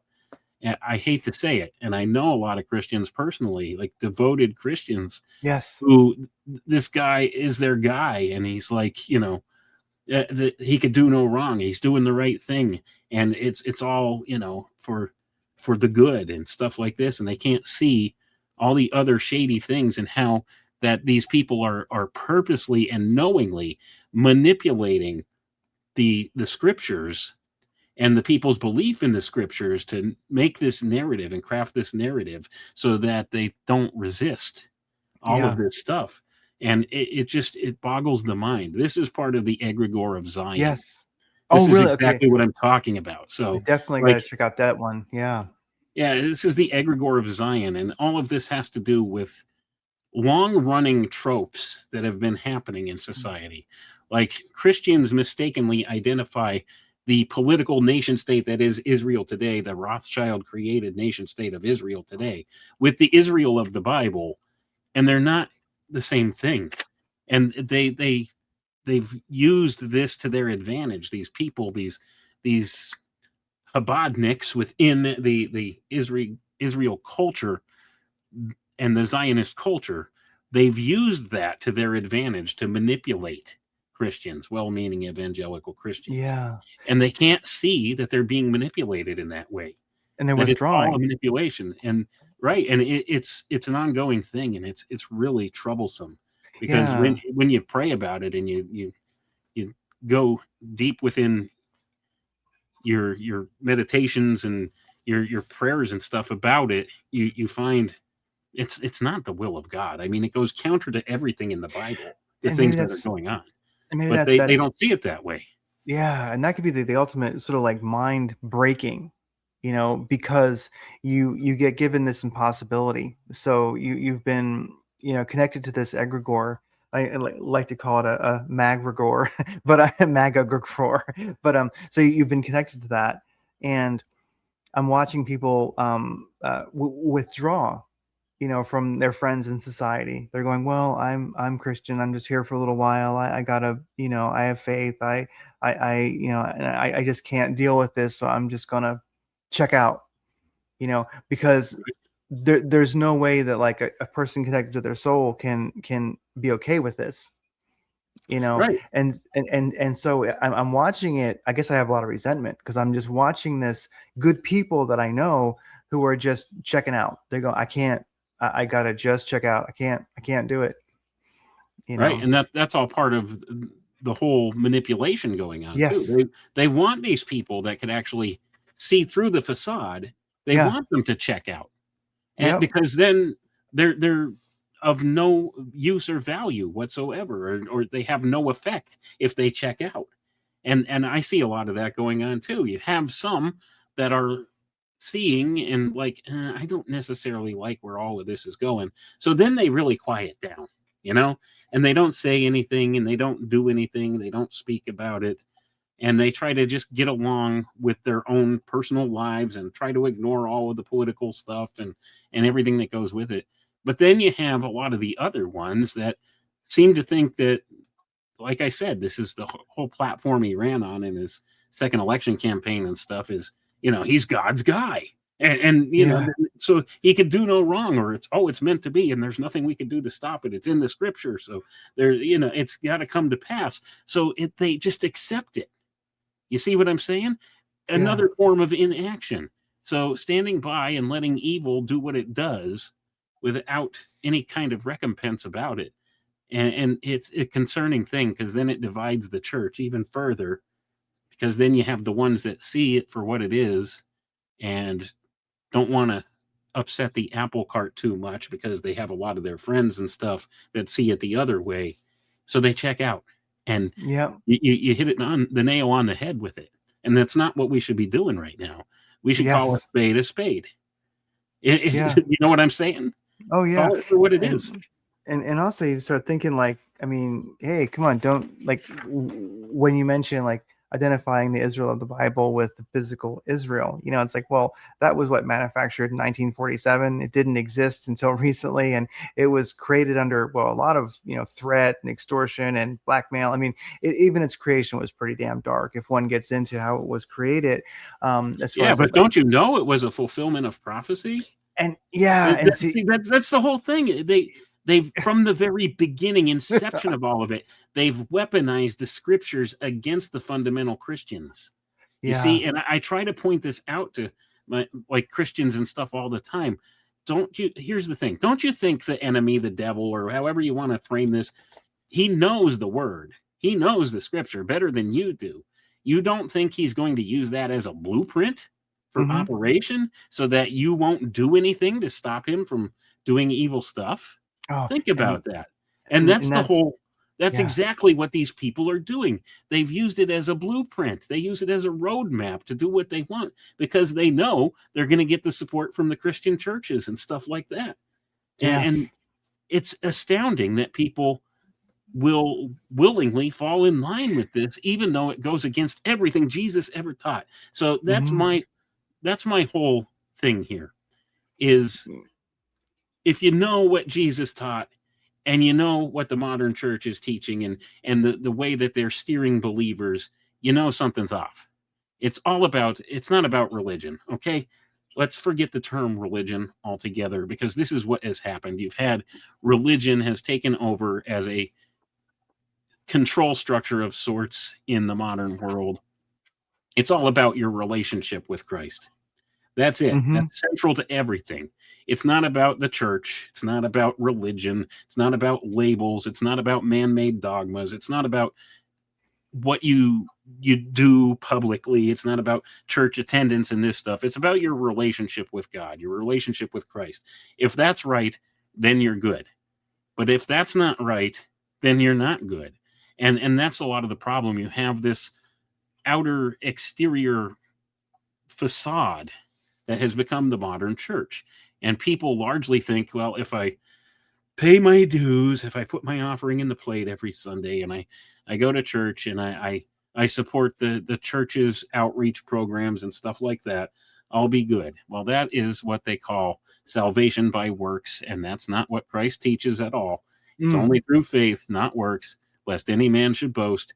So it's about the right relationship. It's about the individual relationship you have with Christ, with God, okay? That Yeah. connection, that communion.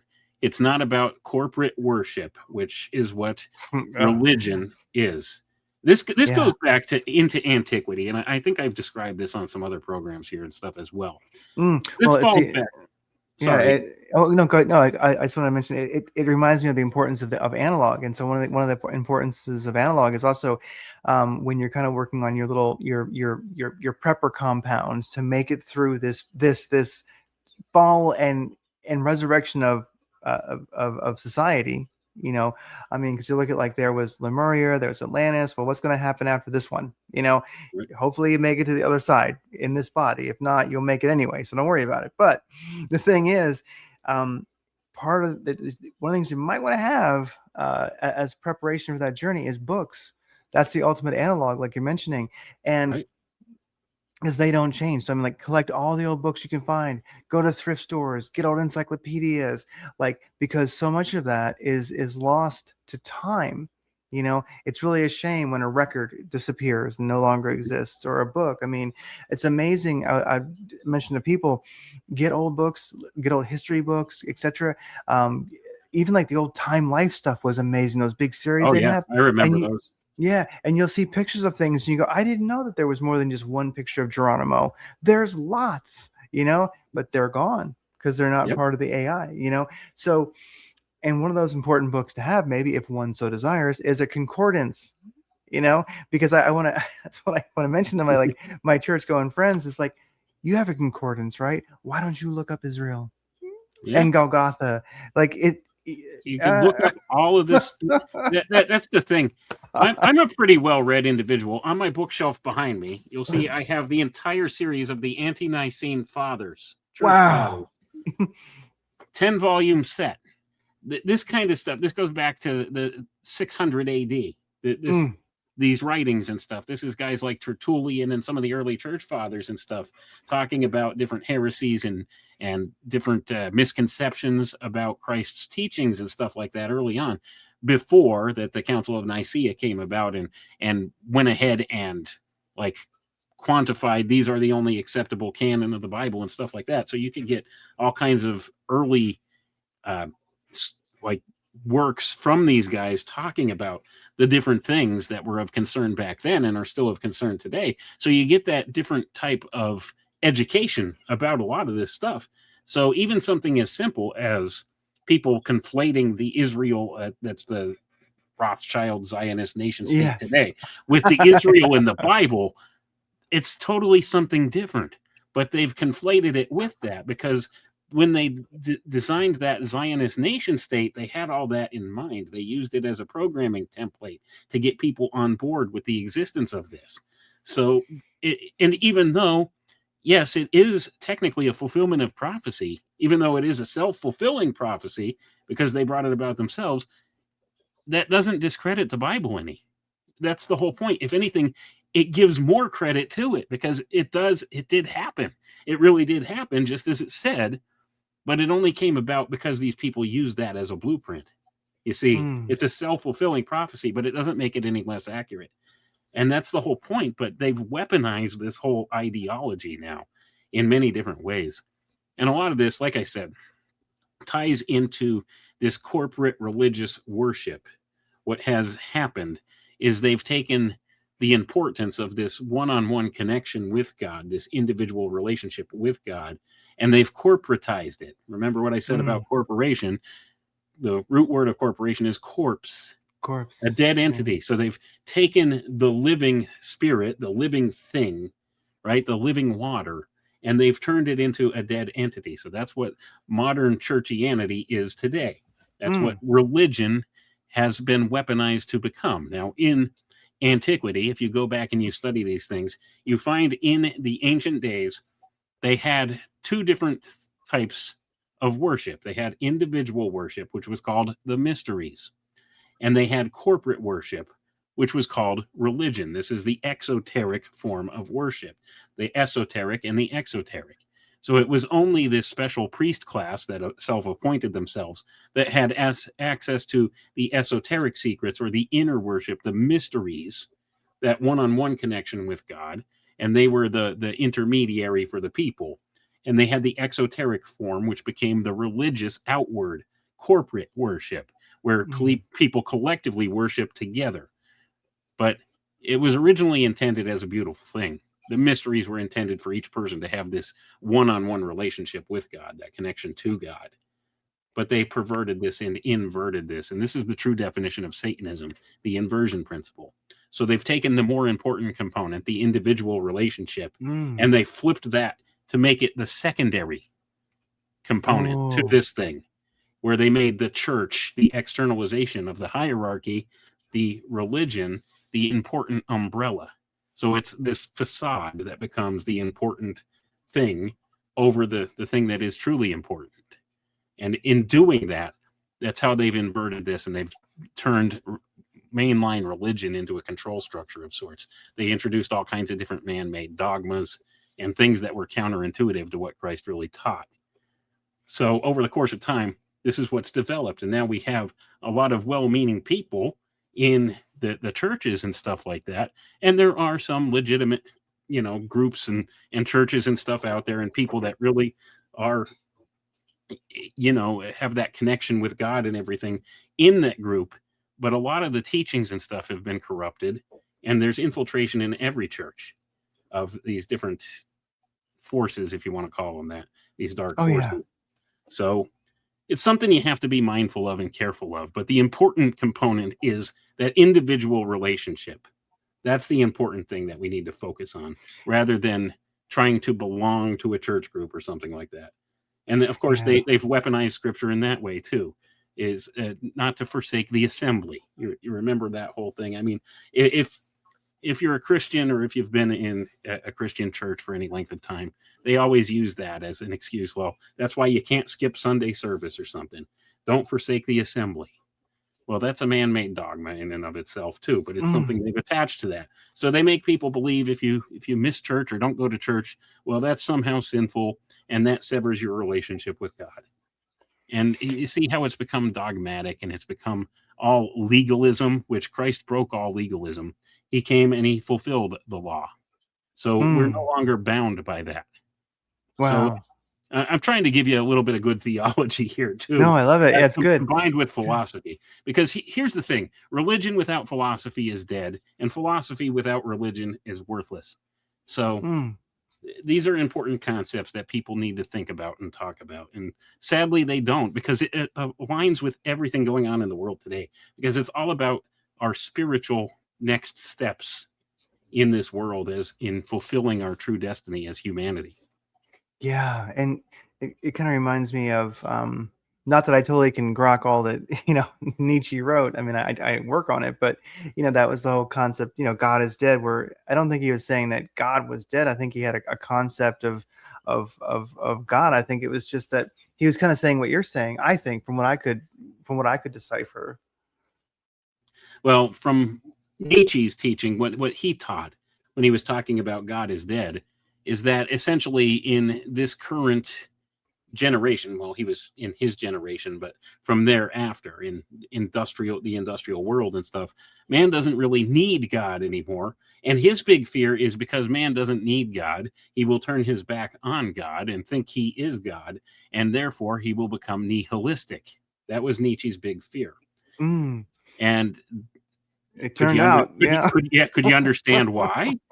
And Nietzsche went mad, and that's the whole thing. He went crazy. The guy went crazy, but he wrote down a lot of profound things, but a lot of what he actually did write about was the inversion principle, really. But I don't think he realized it. Mm, So that's a lot of what the problem is. So yeah. yeah. So Well, he wrote that treatise, God is Dead, and by the way, Elton John sang about that. There's a whole thing that goes on that.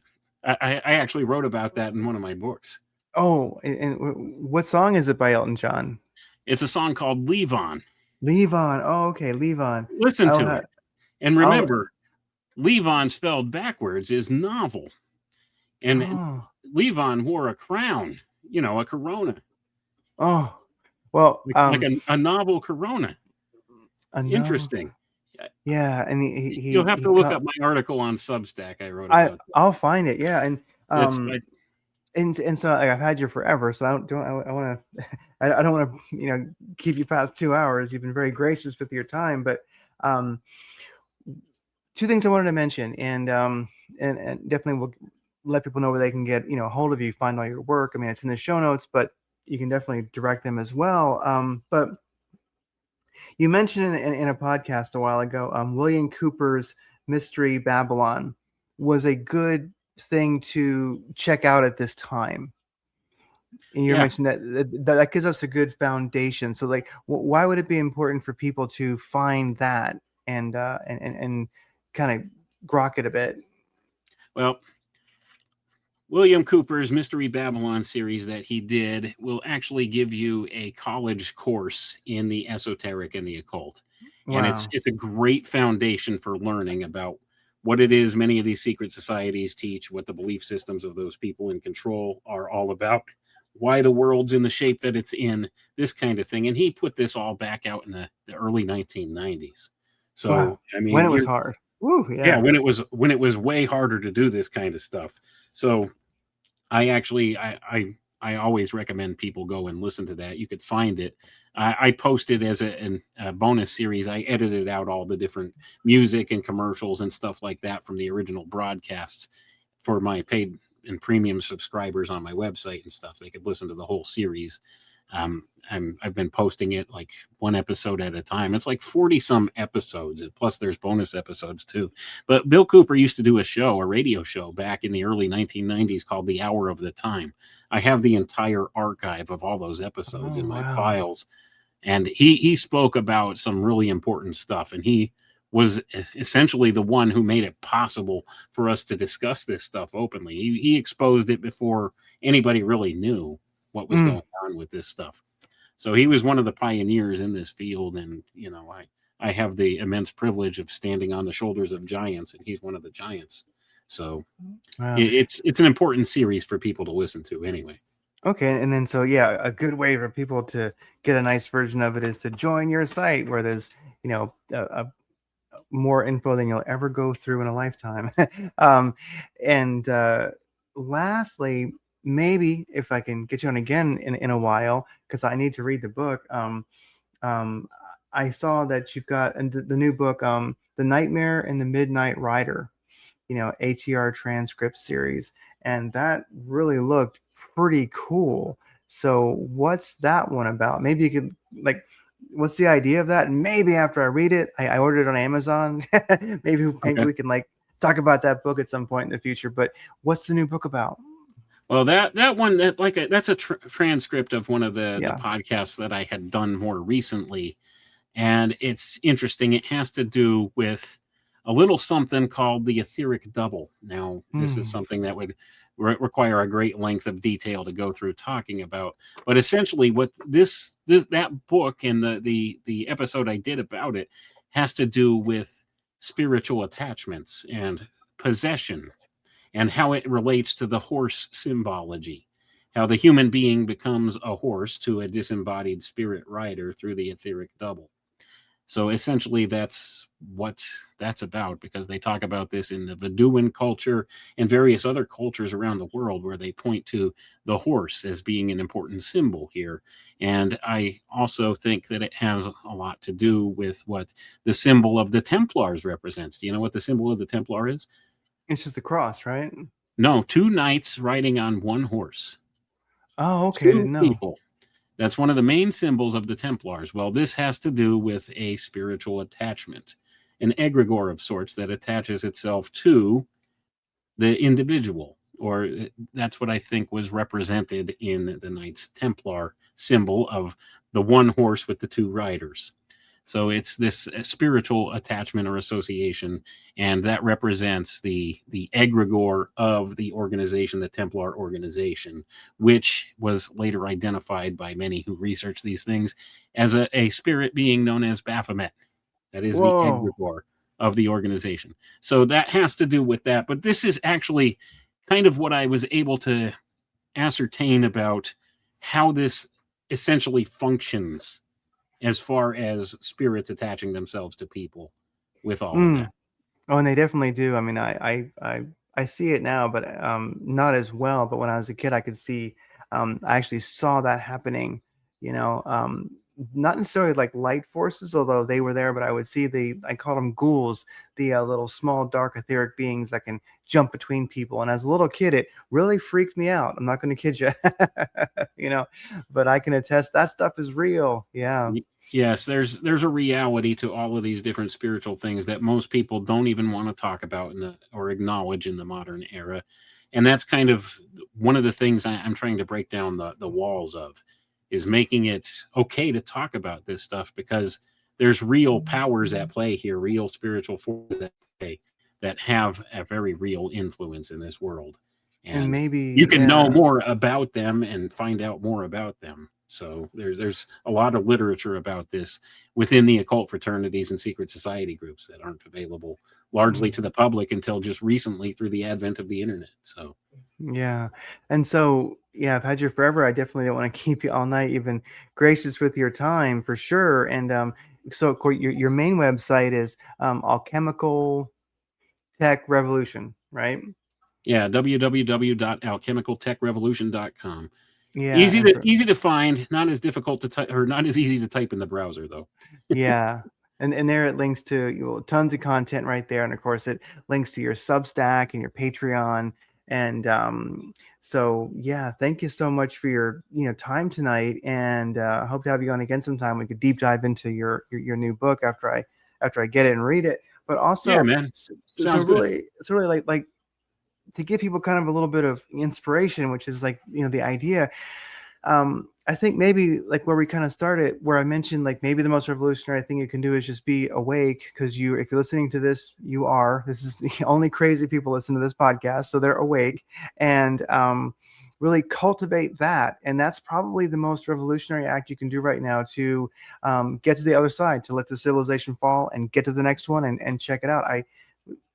Would that be a good course to take? Just focus on that inner Christ, the I am, whatever, if you want to call it Sophia, whatever it is, but be there and hang out with it every day for some time in a concerted way, Yeah, maybe. it's about getting your relationship right with God and getting your mind and spirit right within yourself. And actually, it's okay to look at this stuff. It's okay to acquire knowledge about spiritual things, and that's something that has had a veil over it for a very long time. And many of the religious systems and the social engineers of this world have kept that veil over the eyes of people for far too long. They don't want you to think in terms of spirituality or spiritual things or acknowledge the existence of spiritual things because that threatens their power, their grip on power in this world. So, yeah, it's a good place to start. It doesn't hurt to have an open mind, listen to stuff like this. You don't have to agree with it. Don't believe anything I tell you. Go research for yourself. That's what I Yeah. tell everybody. You'll be amazed at what you find. Yeah. So, Yeah. Yeah. And it's all waiting for you, and it'll be glad that you showed up. It will be.